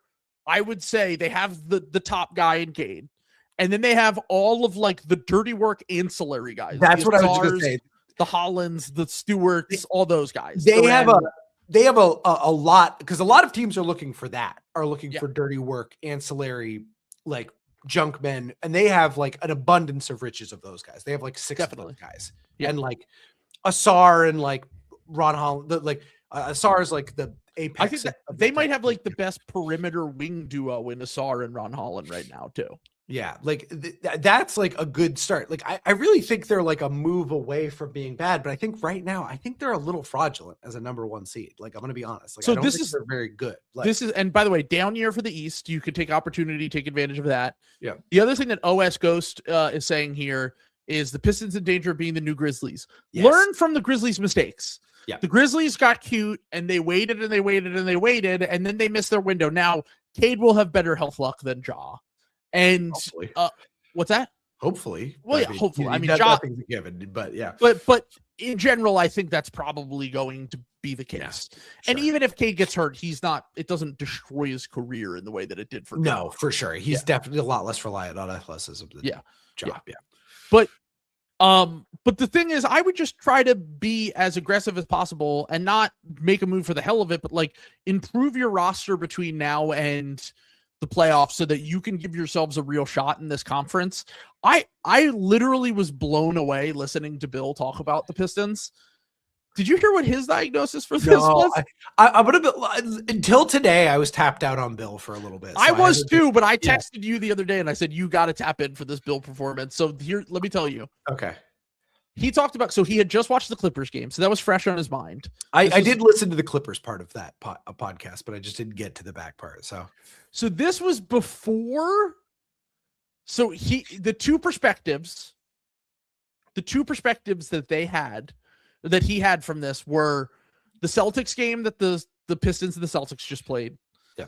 And the Clippers game that the Clippers and the Pistons just played.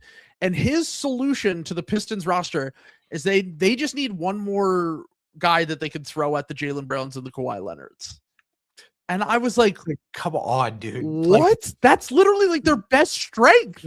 Yeah, that's like the opposite of their problem. Like, and I don't know if you watched that Clippers Pistons game. I watched just the highlights, to be clear with you. I would say 95% of Kawhi Leonard's shots were mid-range jumpers in that game. He's just one of the greatest shot makers of all time. It happens. Also, like Jaylen Brown is also just on an unbelievable fucking heater. Like, there's nobody is stopping Jaylen Brown right now. Jaylen Brown like won Player of the Week twice in the last month. Like Jaylen Brown is fucking like playing out of his mind. I don't think you can take anything away from. Like you couldn't stop Jaylen Brown. He's just on another level right now. Like he's literally having the greatest long 2 season of his entire career. Like he's just making everything in the mid range right now. Yeah. So that absolutely blew my mind. Special Bill. I was like, how could that be your take? Like they're the second best defense in the NBA. And by the way, we are one, and I don't know if Ausar will get there. Like Ausar, the problem is that Beef Stew and Ausar don't play enough minutes for them to be qualified for this. But like, if Chet Holmgren gets hurt, he's the front. Wemby's not going to win Defensive Player of the Year because he's just not going to make enough games. And Chet is kind of the default Defensive Player of the Year because their defense is amazing and they're going to give it to someone on that defense. It's going to be Lou Dort again. They're going to give it to fucking Lou Dort this year. I can feel it. I don't know about that. Lou Dort's been kind of awful this year. I mean, he's still good on defense, but like I would be, it's good. Chet's the front runner right now. Honestly, the guys that, if you look at the list of like the front runners, the best guys that you could probably bet are other than Chet would be Gobert and then the twins, both Thompson twins, because the Rockets are going to be really high up there and he will be considered their best defender because he probably is their best defender. And then Ausar is the other one where like, I don't know if you saw B-Ball Index did a thing on this. Ausar is the only player in their database that has ever had an A+ in every single perimeter defense category. He's basically having this incredible defensive season, but he struggles to stay on the court because he's just doesn't fit with the rest of the team offensively. And like he only gets like 26 minutes a game, but when he's on the court, like he's been amazing. JB Bickerstaff is ruining my moonball most improved player shot that I called. He's ruining my life right now.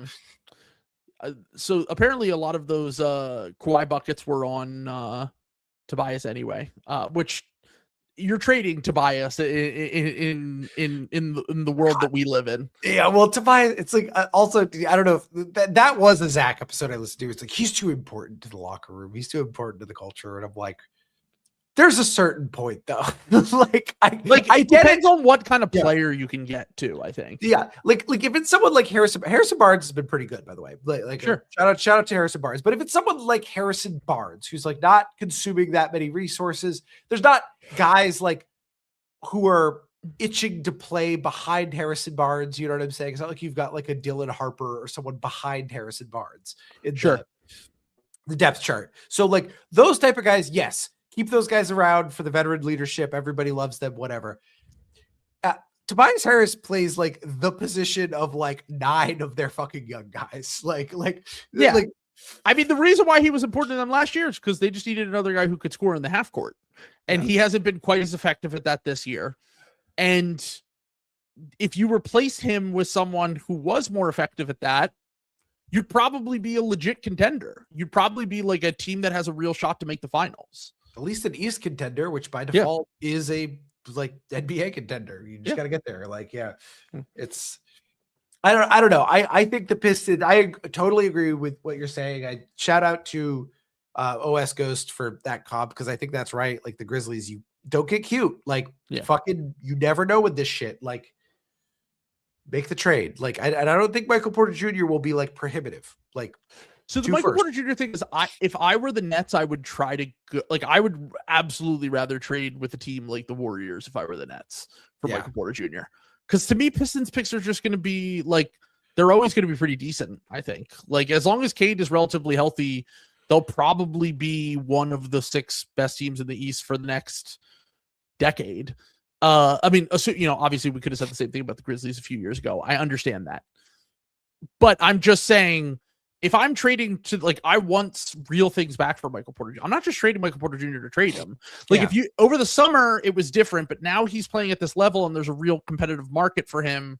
That changes things. I would rather go after those like Warriors picks if I were them. But there are players they could get that could definitely resolve some of these half court issues. I think that they could pop up in the playoffs.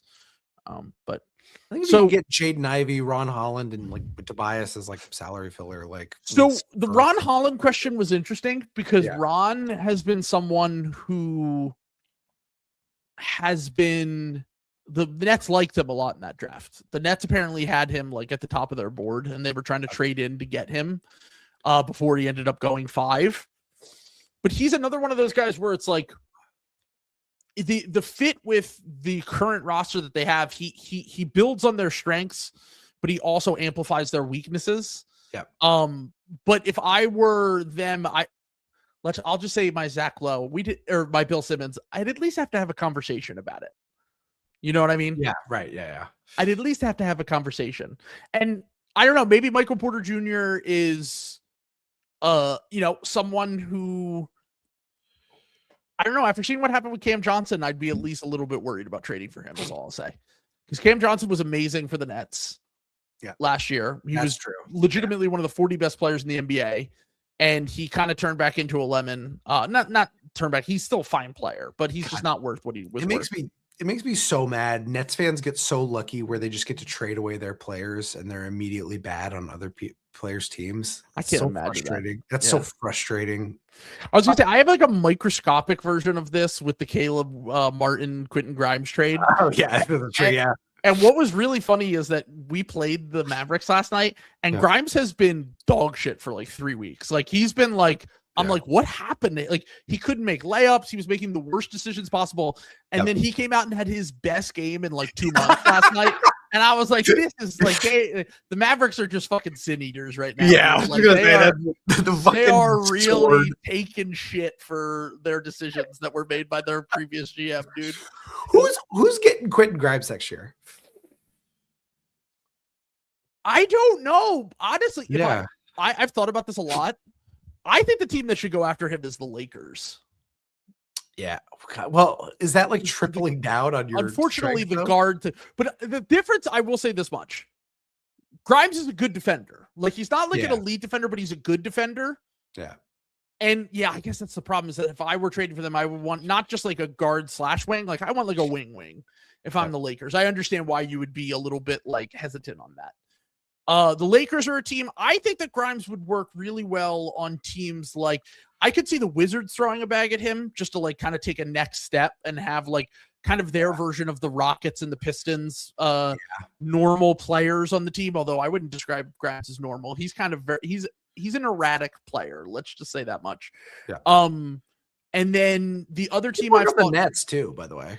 He would be. I have movement shooting. Sure. Yeah. He fits. The thing with Grimes is that he fits on a lot of teams, but I think that his rep is not as good around the NBA because he's incredibly inconsistent and streaky. And he's also kind of always had this, like, I want to get paid. And like, I don't think teams really think he's worth as much as he thinks he's worth. Yeah. And I'll be interested to see if he actually has a real market this summer or the Sixers can get him back, because the Sixers can offer him whatever. Like they're the only team that has his bird rights. But there's also going to be, if a team goes, here's $20 million a year, they're not doing that. They might do like 16. They might do like 17. But I would be surprised if they went upwards of 20. And if there's a team with cap space like the Bulls or the Wizards or any of these teams that have kept the Lakers that do it, like he could definitely help teams. But once again, he's not someone you should rely on, is all I'll say. Like I'd say like if he's my 5th best player, my 7th best player, somewhere in that range, I'd feel a lot better about having Quentin Grimes on my team. They gotta get him for Quickly. I know Quickly's been bad because I'm seeing Raptors fans turn on him, and Raptors fans will never turn on any of their players. I think Raptors fans might be washed because I don't know if you saw this, but Zach Lowe said this on his podcast. Scotty Barnes wasn't in the top 20 for All-Star voting in the Eastern Conference. That is kind of insane. Like, to be totally honest, like Scotty's been really good this year. Like, he should probably make the All-Star game. Like, for sure. Yeah. And so I'm looking at it right now. Here are the players that made it over him. All right. Okay. So I'll just run through the list. Franz is 20. Paulo is 19. Paulo has not been an All-Star this year, but this is fan voting. Sure. You saw the Jaylen Brown comment about, well, the All-Star game is just like a popularity contest anyway. And then Bontemps. And then Bontemps said, yeah, that's why they do the voting for the fans. That's what voting is. Like, it's like you own his ass. Tim. Objectively, yes, that's what it is. That's so funny. God, what a god. What a king. I love Bontemps. So then you have above that, you had Norm Powell, who I actually do think should be in the conversation. Yeah, but the fact that Miami fans got Norm on there and you couldn't get Scotty Barnes on there. Yeah. Joel Embiid, Josh Hart. I saw that was the one that was crazy to me. I looked at that. I was like, holy shit. Knicks fans are Zoran Mamdani's New York. They are fucking rigging elections left and right in that city. The new era in New York. In New York. Now it's corrupt. New York was never corrupt before Zoran Mamdani took office. Exactly. Least corrupt city in the whole world. Yes. Mikal Bridges. Eric Adams. Also, he is a Knicks fan, by the way. I don't know if you know Zoran, by the way. Mikal Bridges is above him. So they got both Josh Hart and Mikal Bridges on there. Yep. Josh Giddey, OG Anunoby. So they got 3 of their role players on there. Brandon Ingram, who made it over Scotty Barnes. That's fucking insane. 12. Why are you guys voting for Brandon Ingram instead of Scotty Barnes? Come on. I think the Brandon Ingram thing is also the former Laker shine. Yeah, sure. Yeah. Because he gets buckets and he was on the Lakers. Brandon Ingram is a TikTok basketball player. Like he is like very like Instagram TikTok basketball player. And he did start the season really good. Like this voting probably wrapped up like a week or two ago, this is probably from a week or two ago. He's in a lot of the AI overview. Brandon knew he had to score a bucket here, but was up against OG Anunoby, one of the strongest defenders in the NBA. Brandon said, I got this, and took 2 dribbles and turned over his left shoulder and made the bucket. Like that is 100% happening on the TikTok videos that were like yes. Yeah, and there's just a fucking Subway Jumpers game happening on top of the clip. Yeah. It's just like of Brandon Ingram mid-range buckets. Also, clip that. I will be coming back to that one to clip it. So, because that is a perfect description of Brandon Ingram's appeal. Speaking of TikTok, LaMelo Ball was up next. Oh my God, 11th. Honestly, if it's been good, like he's been inconsistent. Khan's been their best player this year. Like Khan is. I'm trying to slow down on praising Khan a little bit.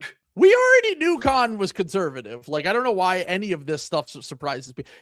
By the way, I don't know if we had influence over this, but I just need everyone to know that I've been informed that he unfollowed Charlie Kirk on social media. And our Instagram video where we talked about Khan being conservative, and it blew up on TikTok. It has 300,000 views on TikTok, and I think it has like 200,000 on Instagram. It's possible he saw that video, dude. I think he might have unfollowed him because of that. Sorry, dude. Sorry for us putting you in the witch hunt, but also like you're a young man, like be better. Like, I was going to say 148,000 on Instagram, and he's active on Instagram, and it has 148,000 views and 330,000 on TikTok. So I'm just saying it's possible that Khan saw that clip and took action. Jonathan called him Donald Trump. Let's go. There's a lot of things you could do with Khan's name. So LaMelo Ball was 11th. Michael Porter Jr., speaking of conservatives, was 10th. Pascal Siakam, Jalen Johnson, Karl Anthony Towns, Jaylen Brown, Donovan Mitchell, Cade Cunningham, Jalen Brunson was 3rd, and then Tyrese Maxey of the Philadelphia 76ers was number 2. Number 2 in All-Star voting. I never thought I'd see the day where that were the case. In the East, the only one ahead of him is Giannis, who's one of the 20 greatest players of all time and has not just all the Bucks fans and the big name legacy bump, but also the overseas stuff too for him. So the only players that got more votes than Maxey were Jokic, Luka, and Giannis. Maxey got more votes than Steph Curry.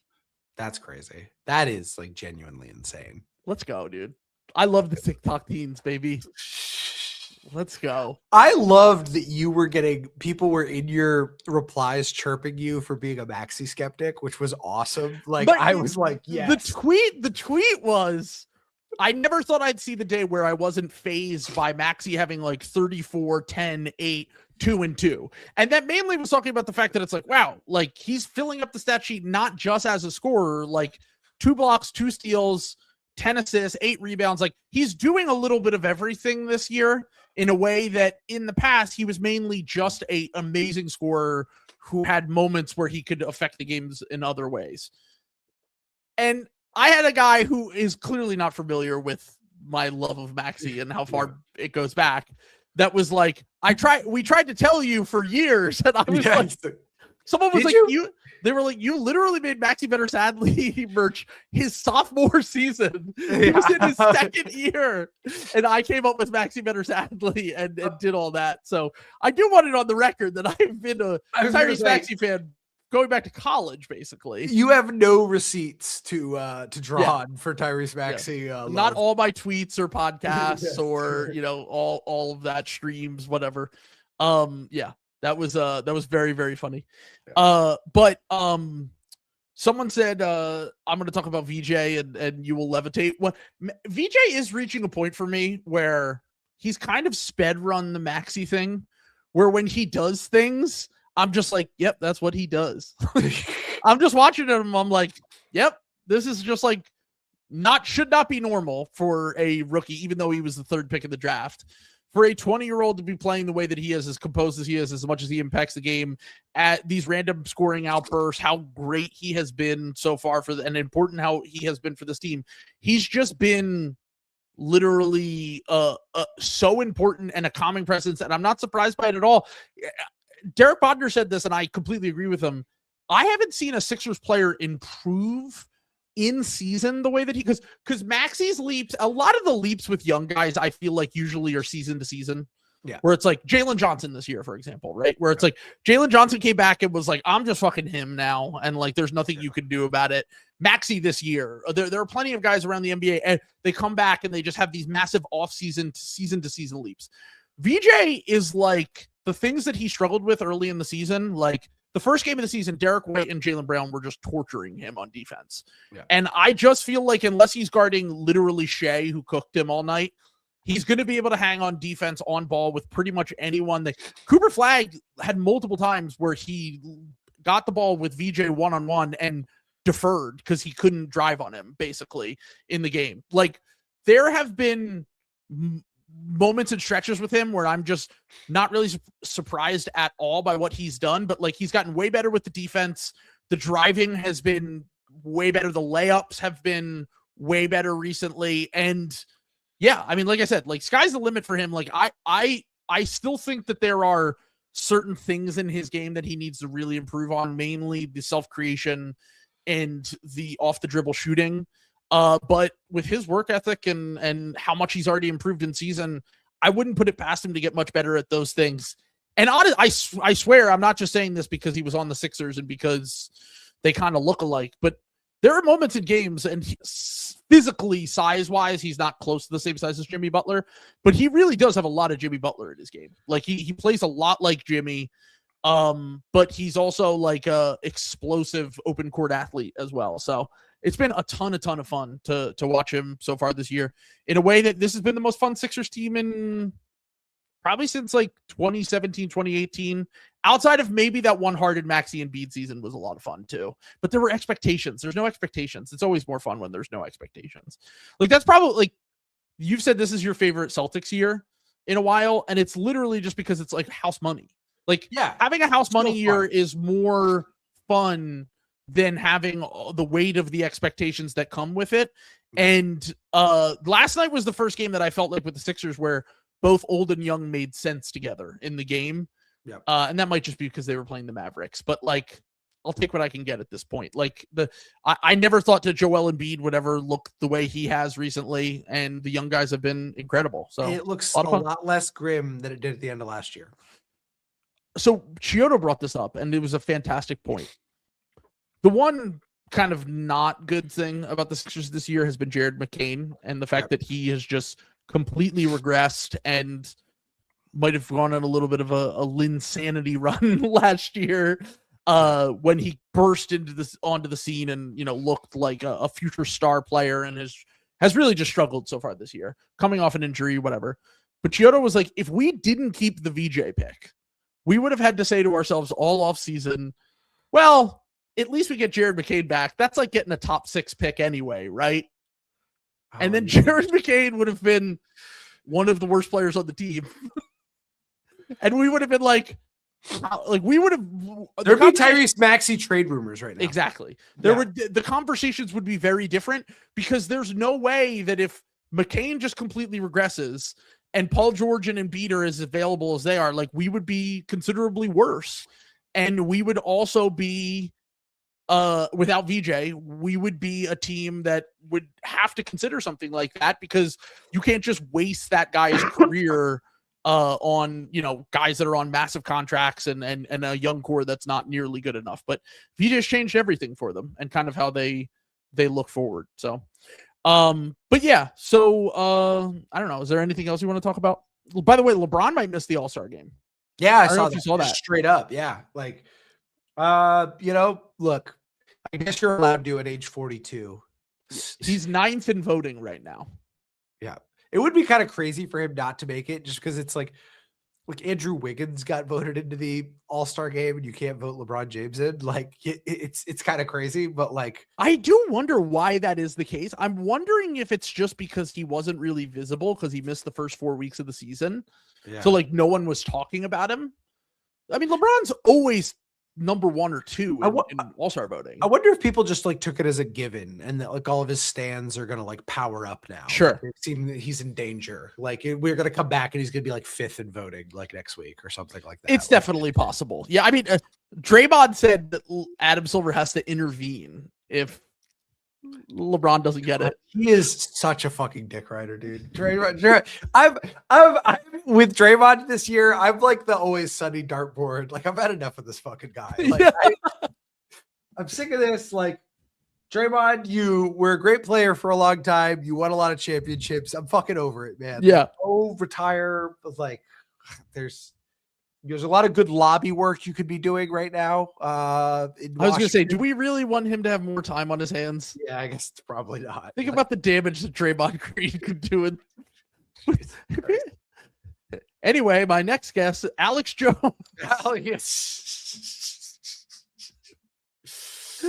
We didn't consider. I don't think Draymond. It's weird that like I didn't even cross my mind to think of Draymond for the conservative thing, but because I don't think he's conservative. I think he's just a psychopath. It's right. Like that's why I said Alex Jones. Thing. That fits his vibe a lot more.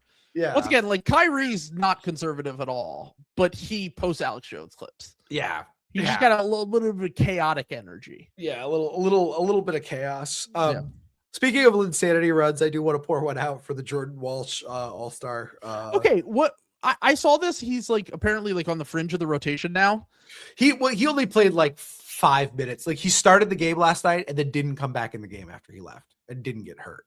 Is why everyone's talking about this. He's a 21-year-old wing who didn't play NBA basketball for the first 2 years of his career. Yeah. Like I think him being on the fringes of the rotation is like somewhat reasonable. I mean, he was never going to continue to shoot like 50% from 3 or whatever he was shooting. That's what I'm saying. Yeah, I'm more making a joke. Like, but I did see people say like, "Oh man, how the mighty have fallen." Oh, that was the other thing that Bill did, by the way. He invented it. That was another thing that was on when I said Bill was on his bullshit on that podcast. Yeah. He invented a new award.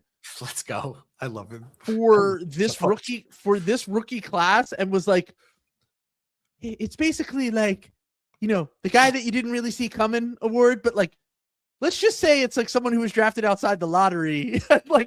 You're just coming up with a reason to give Hugo Gonzalez an award. Oh my God. Even though Hugo's been really good this year, you know that this draft class is insane. So you can't reasonably argue that he's been like one of the 3 or 4 best players. Yes. So you have to come up with some loophole to like disqualify like 10 players so you could like make it. You can't even say all rookie because he's like, there's no way to like even make that case. So you have to be like, God, Bill rules so hard. Did you see? I'm always so staggered when something Bill does like leaves sports world containment. Always, I love it. His limitless thing, dude. was like everywhere today. So I need to listen to the most rewatchable 25 films of this century, because apparently people have said it is like his magnum opus. Like it is like one of the greatest things he's ever done. He was clearly just bored and watching movies during holiday break, because there were some days where sports weren't on. Yeah, like it was like you would have random days, so he was probably watching a bunch of movies and then thought to, hey, it's 25 years, like we should do this list. And Limitless was on. GOAT, dude. That's why he's the GOAT. No days off, no grinding, just making up bullshit lists like for the sake of it. He really is one of us, dude. Even though he's like a suit now, he's still our pervert, dude. Like that's such a funny thing to do. Special mind. Real quick, I know people hate when we talk NFL, so I tried to save it for the end here. Yeah, because I didn't want to, like, people that don't like the NFL. I'm just going to try to make it the last thing that we talk about. We talk about it. Also, people love to basically act like we're basically. I do like that people, when we talk about the NFL, they basically compare us to like their dads talking about the NFL. Yeah. Because we're casuals. Like we're not we're not in the weeds in the way that we are with the NBA. I'll also say this though. A lot of I had a substantially better quarterback list going into this year than a lot of the hardcore NFL fans. What was your list? They were yelling at me for having Sam Darnold really high and for having CJ Stroud low. So, and I had Drake Maye pretty high, but the Drake Maye thing is just because I'm that was a homer thing. Don't actually give me points for that. But things never work out for Boston sports fans, so you could have never seen that coming, that he would become one of the 3 best quarterbacks in the NFL. Yeah, it's a rare. But I got to feel what it was like to be a successful Nets fan for a day. Well, by the way, I knew that there was potential for him to be really good, because so there's this stat that this person does. I can't remember their name, and if I find them, I'll bring it up. But basically, me and Chiodo had talked about this before at the end of last year, where we were just like, man, you sometimes tune into Patriots games and like that team fucking sucks, but Drake Maye will just make the most insane play out of thin air. Yeah. And you're just like, fuck, like, did they really do it again? Yeah. But the thing was that the team sucked and that he didn't play in structure a ton. So the thing that this stat basically is that guys, when they get out of structure, so when they have to just improvise and make a play, and they showed the players that were like up in the corner with Drake Maye, like per play. Josh Allen. It was like Josh Allen, Lamar, and maybe Mahomes and him.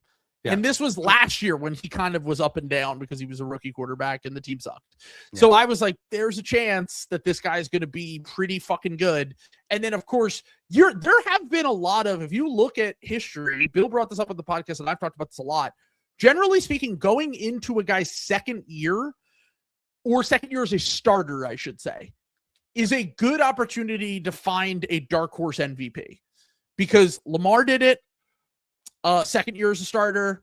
I know both the Eagles quarterbacks were runner-ups their years, Wentz and Hurts, in their second years as starters. And then there have just been guys that will randomly have these second-year starter leaps where they generally have an easier schedule. Yeah. And their team makes a little bit more sense around them. They kind of try to give them that structure to make them successful. And Drake Maye winning this is not like a historical outlier, is what I'm trying to get at. Like, there have been guys that have finished at least top 2 or 3 in MVP that wouldn't, that are going into their second year. And honestly, other than Lamar, I would expect Drake to be considerably better than most of the guys who have done that. Can I blow your mind here for a second? I don't want Drake Maye to win the MVP. You think it's just too much bad juju? I think it's too much bad juju for what's going on, because I think the Patriots are going to be the 2 seed. I think the Bills are going to be the 7 seed. I think that I would not. I'll say this much. Yeah. I came out of that Eagles-Bills game. Obviously, our offense is just. Yeah. I don't even know what to say. I was going to say, if you can't score on the Bills, that's problematic. It's an indictment. Yeah. And they were moving the ball in the front. This is what's so crazy about the Eagles offense. The first half, they come out, they look good, they're moving the ball the weather gets worse, and they immediately just shut down. And they have halves where they cannot get first downs. And that will ultimately be their demise if they, get in the playoffs when they go up against some of these better teams. But I know the Eagles defense has been fucking balling out ever since we made that Jalen Phillips trade. There's really only been one game that they have not shown up for since they made that trade. They've been the second best defense in the NFL since the trade. But that Bills team is just it's not good. Every time I watch the Bills, I'm like, it's Josh Allen, James Cook, and a decent offensive line, and then nothing. Horrible Literally defense, nothing and they have no wide receivers. And I just think that if Josh Allen does this, he is by far and away the best quarterback in the NFL. And he struggled in that game. It wasn't his fault. There was no one open. He couldn't do anything. And the Eagles defense is truly, I think that this defense, I think it's better than their defense last year. And I think that the reason why they have a outside shot to win the Super Bowl is because they might just have a historically good defense again. And in the playoffs, that proves to be extremely important every single year. Yeah. Having said that, I still think that there are probably 4 or 5 teams that have a better chance of winning this year. I'm pointing the gun at Trill. I'm putting the gun to Trill's head.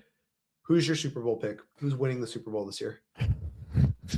So I think it's going to be a weird year. I think it's just going to be, I think it's going to be, so first off, I think the Patriots will win the 2-7 because they'll probably play the Chargers.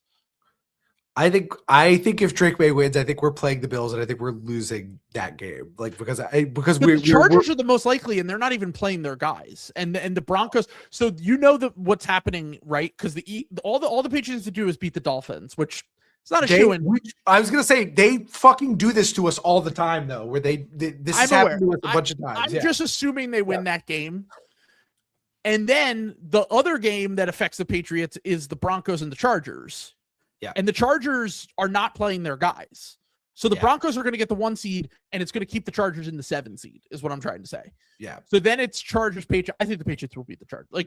Justin Herbert's great, but that team is just, they don't have it. Yeah, their defense is pretty good, and and funny enough, we did that thing can you run the ball? Can you stop the run? Yeah. He is fighting for his life every single game behind that line. And honestly, the one team of all the teams in the AFC, Mateo pointed this out to me.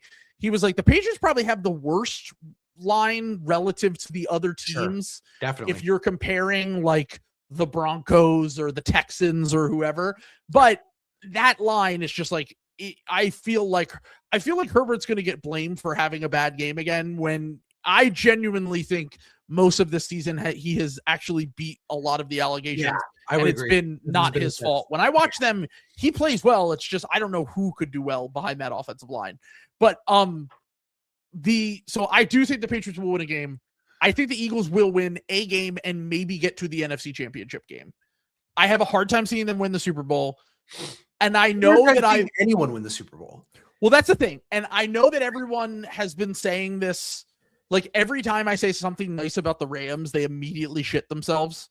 They lost to the Panthers. They lost to the Falcons.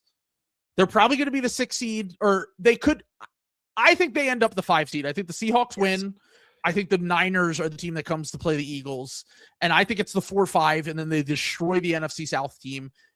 If I'm picking, my Super Bowl pick is going to be, I can't even believe I'm going to say this. I think my Super Bowl pick is going to be Rams Texans. Oh, wow. I have the right to change this. Okay. If I see anything in the next week and the matchups are different. Okay. I have the right to change this, but for now, I'm going to go Rams Texans. I could see any of the Seahawks, Rams, or Eagles winning the NFC. And I could see any of the Jags, Broncos, Pats, or Texans winning the AFC. I can see the Bills winning it too. I still think the Bills can don't think they're good. Josh Allen and Cook, they're him. They are collectively him. I don't think their coaching staff is good. I don't try. Now, maybe I'm wrong. The worst unit in the playoffs, I think. It's really bad. Yeah. And that's the thing. The Niners, their offense is fucking amazing right now. Ever since Purdy came back, they've been incredible. They're putting up 40 points a game. But I'm there has to be a defense or an offense that can just outscore that defense. I have a hard time seeing them. Now, maybe they could win the NFC. I have a hard time seeing them win the Super Bowl, but this could be a really weird year. That's what I'm saying. I think it is just a weird year because I think I'm gonna pick the fucking Niners, dude. I really do. Like they kind of have the mandate of heaven. Like Niners, and who is the AFC? I don't know. Like I really Jags, don't. Like, the Patriots, not the Jags. It's probably I'm calling down curses. Like I think the Patriots are probably the safest pick because I don't really believe in the Broncos either. Like even as a 1 seed, I don't know. Like I don't know. Maybe cardiac bow will make me pay here. My personal goal for the Patriots, if the Patriots win a playoff game, I am successful season. Is where I'm at. That's why I view the Eagles season too, where I'm like, if they win a game, they won the Super Bowl last year. Yeah. I literally said before the year, I think they'll win like 11 games. And then that's what they're going to end up. They're going to end up with 11, or I think, are they 10-6 right now? They might be 11-5. They might end up 12-5. And by the way, before the year, I said, I was like, that's what they're going to do. But I didn't expect it to look as bad as it did at times. And also, I didn't expect the entire fan base to fucking freak out, basically, over, the week-to-week results that we get from these games. And I know that was a little bit naive of me because Eagles fans are Eagles fans. And Bill has nailed it on his podcast talking about Eagles fans, by the way. He's like, I've never seen a fan base who they can't even be around you during games, where he's like, they get so nervous during games. They're like, I don't want you to see the person that I become when I watch Eagles games. And I'm like, that's exactly how most Eagles fans feel. I feel like it, like technically like number one in like point differential this year is the Seahawks. Like, so the Seahawks, I said, I think the NFC Championship is going to be Seahawks Rams. I just don't believe in the Rams. I really don't. Okay. Then who do you believe? Because I think the Niners, I think it's Niners Seahawks. Okay. But I don't think that might not be possible with the way the bracket breaks. So do you think, well, no, it's definitely possible because if the Niners get the 1 seed, that means the Seahawks are the 5 seed. So it's actually all you need is one upset for them to play in the NFC Championship game. Here's the thing with the Seahawks. I do feel like we are headed for a Sam Darnold like disaster class in one of these. Of course, he always does. I was going to say that their defense is so good that they usually can kind of withstand it. But the difference is they cannot run the ball too. Like they're a team that like they struggle to run the ball. And if Darnold isn't slinging it, then that is a team that could really have what they had happen last year with the Vikings. I think the Seahawks probably dispatch whoever they win, like in round 1, pretty good. I could see the Seahawks like getting beat by the Eagles. It could also be like Niners is like another possible NFC Championship game. It's also a possible first round. The Eagles and the Seahawks cannot play each other in the first round.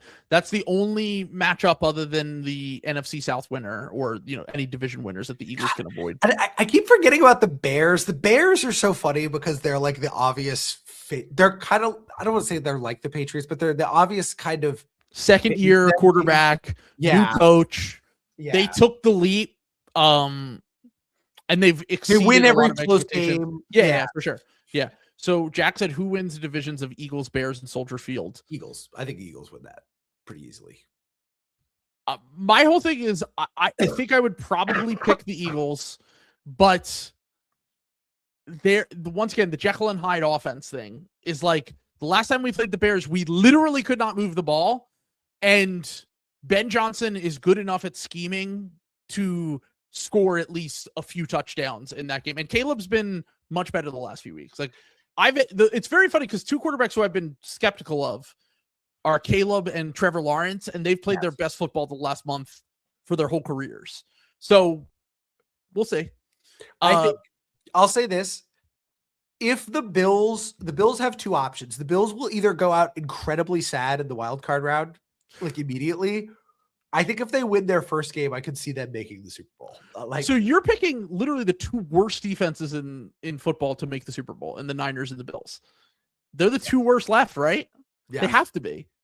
I mean, the Bears might be up there too, but it's Shanahan has done something satanic this year, dude. Like they had so many fucking injuries. Like I wrote them off. I like weeks ago. I was like, I don't know. No, it's been really impressive. I mean, he is definitely the best coach in the NFL.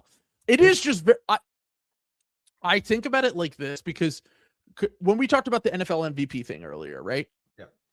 Coaching is so important in the NFL. Yeah. And unless you have like literally fucking Tom Brady, Peyton Manning, whoever, you need to have a goated fucking offensive coordinator and play caller, basically. Yeah.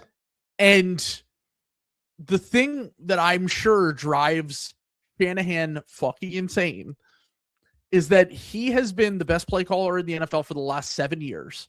Really, if you want to go back to the Patriots-Falcons Super Bowl, the last 10 years. Yeah.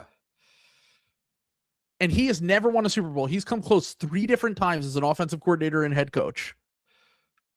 Yeah. And he just always falls short every single time. And then he watches Nick Sirianni win the Super Bowl last year.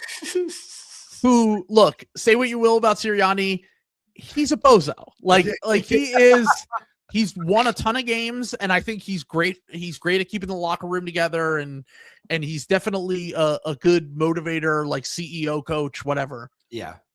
I would imagine that Kyle Shanahan has nightmares over the fact that Nick Sirianni has won a Super Bowl and he hasn't. Especially because Sirianni is seen as like the oafish bozo right by all NFL media, who is just a merchant of his GM and his defensive coordinator and all that. And then Shanahan is like a god to media people. Like he is like Jokic to them. Yeah. Well, and Ben Johnson is like the tiny version of that. Like, sure. He's the heir apparent to being like everyone loves sucking off Ben Johnson, dude. And I know he's really good, but like he's been, I mean, I was always like, yeah, okay, whatever. Who cares? Yeah. That Eagles game, I've never seen a run game schemed up in the way that he did to carve up a Vic Fangio defense in the way. Because Fangio is the best defensive coordinator in football right now. I think it's him or I was gonna say it's him or D'Amico Ryans / whoever runs their defense has been incredible too. Is Flagg still because Flagg is still around, but the Chiefs and the Chiefs defense has been good the last 2 years. It's just been, I mean, they just are not in the playoffs. So I'm sure someone will say actually I'm like, I don't care. Fangio's been amazing. Yeah. But I was very impressed by him in that game. I think the ultimate litmus test for the Bears in these playoffs is this is a complete vibes thing, but the likely matchup right now is 2-7, right? Yep. So the 2-7 matchup would be Bears Packers. Let's go. Let's fucking go. I like the Bears in that. No, so do I. But what I'm trying to say is that the Packers have had all these injuries. Yeah. They've kind of like, they're just not themselves. Like they lost Parsons, they lost Kraft. Like they're just not. They're a mash unit. Like they're stumbling into the playoffs. They're going to be the 7th seed for the 3rd straight year. Yeah. And they are going up against the team that they have owned for 25 to 30 years. Yep. Probably even longer than that if you take out the 80s Bears or whatever. Yeah. But this is the litmus test if a new chapter is started with the Bears. Because if they lose to the hospital Packers, Packers in the wild card round, it might just be a Clippers level curse of we're never gonna fuck it. But if they win, then anything can happen. I'm just keeping an eye on that one. I think the thing here is we have so many wild card quarterbacks too, with like Darnold and like Caleb Williams and like these guys that hurts like it was just like you have no idea. They have such a Jekyll and Hyde fucking like I would say Lawrence. Pretty much everyone is a wild card except for Josh Allen, and that's kind of it. I wouldn't even say Drake May because we don't know what he looks like against playoff defenses yet. And once again, even if Drake May sucks, it doesn't mean anything for his career because it's his first time ever facing playoff defenses. And by the way, if you guys play the Texans, like he could have a dog shit game. That could just happen. But what I'm trying to say here is that like we have a bunch of quarterbacks that are basically question marks, and then there's the sure thing, which is Josh Allen, and that team is just kind of weird this year. Yeah, they're so. every year I get tricked by the Bills every year because I'm just like, well, Josh Allen's good, and then like, and he plays well, and it doesn't matter. Yeah, That's what I've been trying to say. That's why my whole vibes thing with them the last 2 years is that they're trying to build the whole team out of the quarterback and the running back. Yeah. And I'm like, you can't. This is not James Harden and Chris Paul on the Rockets in 2017, 2018. Like, football is just a very different kind of team build that you need. Like, defense is extremely important in the playoffs. Even, teams that have had historic quarterbacks and historic offenses still need like decent defenses to win a Super Bowl. Yeah. And they've kind of fumbled that end of it. Yeah, it's I have no idea who's gonna win. I don't think anyone should win MVP this year. I think they should save it for the next time there's a close one. And I think that this is gonna be the wackest NFL champion we've ever had. Like, the Patriots could win the Super Bowl. That's like on the table. They have no business doing that. I'm sorry. Like, they have zero business doing that. Well, it's really funny because at this point you've been proven right, because every time I hype up the Rams, they end up falling flat on their face in a big like game that they kind of need to win, like the game against the Falcons the other day. But like literally all of their losses are like extremely close losses, either in the division, on the road. They have 2 overtime losses to division teams. They had the freak loss against the Eagles, which we blocked the field goal on the last play and returned it for a touchdown, which that part was irrelevant. We still blocked the field goal. They blew that lead. And then they have these 2 random losses to NFC South teams. The real thing that their ceiling will be determined by is Matt Stafford just a first 3 months of the season quarterback now? Because it feels like for the second straight year, he's been one of the best quarterbacks in the NFL for 15 weeks. And then last year it was like 12 weeks. And then it just fell apart down the stretch. And he played well in the playoffs. That's what I was just going to say. He did. But he had rest, and he will have rest again this time. So maybe, but also consider he played well in the playoffs. They needed to score 2 touchdowns at the end of that game against the Eagles to have a chance to come back. Like, he was not great in the first 3 quarters of that game. Well, and that was going to be the other thing. I think this Rams case, I would be a lot more sympathetic to it if it weren't for the fact that they lost their division lead and now are going to be on the road for they went to the entire playoffs. I think, if I remember correctly, no, this isn't true. I was going to say they might have been the last team to make the Super Bowl doing that, but they had road wins during that run, but they didn't. It wasn't the whole time because they won in Tampa. They beat Brady in Tampa. I think it's still the Giants were still the last team to do that. Yeah, I think it was the Giants or the Steelers, but I think it was the Giants. Yeah, it's definitely very, very rare, but we'll see. I'm actually excited for the 2 games tomorrow, especially the Bucks-Panthers game, because it might mean nothing. Yeah. Funniest possible thing I've seen, which is that if the Bucks win that game, it means nothing if the Falcons win their last game. Is that true? That's because it's a 3-way tie for the division. Oh, really?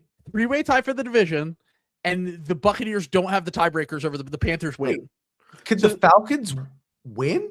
The Falcons beat the Rams, dude. But I'm saying the Falcons could. No. They're eliminated. Oh, okay. But they could have a 3-way tie, and the Panthers get the tiebreaker. Oh, I see. If they all tie, I see. Yes. Okay, gotcha. Yes. So So basically, the Bucks could win, and it could mean absolutely nothing if the Falcons beat the Saints the next day. And by the way, other people pointed this out. It's very funny that we might have a 3-way tie, and the Saints have a real argument for being the best team in the division. That is, really funny. They have no chance to make it. But like, since Tyler Shuck took over, they've been the best team in that division. Do we owe an apology for the draft night slander for the Shuck? Tyler Shuck. I just didn't know anything about him. I literally was just like, I don't really know. Like, he's 25. Well, he's like 28 or something. Yeah. Well, he's 25 and he's 26 now, I think. But he was 25 on draft night. And like, he had transferred a bunch. He was in Trevor Lawrence's recruiting class in high school. He played at like 3 different colleges. But I do think with the NIL stuff, we might get stories like this more often now. The Yaxels of the NFL, like Chad Baker Mazzara, who's on USC, I think he's on right now. He's 26. That's crazy. But he's going to be in the draft next year. Like, he probably will be a second-round pick. That's so funny, dude. I can't. Oh my God. I can't. I can't with this. I have no. This is the NFL is out of good teams. This is the most slapdash, most insane fucking. You could. I don't think there's a single team. I don't think this. If the Steelers make it, I don't think the Steelers have a chance of making. Or the Ravens, I would say. Just unless Lamar miraculously gets healthy, he's looked horrible. I don't think they have a chance. I think pretty much every other playoff team could conceivably win the Super Bowl. Like, I don't. I would say the teams that I'm counting out are the Steelers, Packers, and Ravens, and then other than that, there's a shot. It's crazy, man. Like, I don't. Yeah. God, like this Jack is right here. This is a god coach. Yeah. The coaches are like really the coaches and the coordinators this year have been carrying. Well, and this is again your Rams optimism. I mean, McVay could do that. Yeah.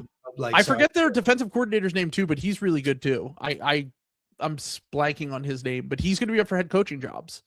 So it is funny that you think through it. It is like pretty much there's like not really a lot of bozo coaches. Yeah, I think his name's Chris Shula, I want to say. But yeah, he's the bozo coach is really Sirianni. It's just Sirianni. And he won the Super Bowl and got to the Super Bowl a few years ago. Yeah. Like the players clearly love him. Like, because otherwise, how could he have the job? Yeah. Like his job is to fix the offense and it just keeps getting worse. That's awesome, dude. I love him. I think it's good. I think it's good for the sport because then it makes NFL podcasters mad. I think that we need that. Well, this is my other thing. Like, because I keep banging this drum, and I'm not trying to like slander the NFL. I'm just saying, like, people are so sure about people say things like so confidently in the NFL. It is by far the sport where things change like week to week. Like, sure, it's the most week to week. Players throw it. Like, that's the point. Trying to be an NFL expert. I'm not like slandering anyone. It's just like you can't fucking do it. It's literally scrying. It's like it is. I will say the last few years, it has felt more like the best team won or the player. Like, I would say Niners were better than the Chiefs and they lost 2 years ago, but the Mahomes and the Devil Magic and them in general was just like an undeniable force. It has felt like we haven't had a crazy weird run year in a while where a team wins the Super Bowl and we're like, how did that happen? It's going to happen. That's what I'm saying. I'm saying this could be the first time in forever that we have that, because it's kind of no matter who wins, I'm going to react like that. I was going to say it's kind of course corrected, and gotten back to a point where like elite teams have won the Super Bowl for a handful of years now, and now we're back to like anything could fucking happen here. I'm very excited for it. Let's lock in. Lock in for it. That's why it's here. There we go. 2 hours and 15 minutes on our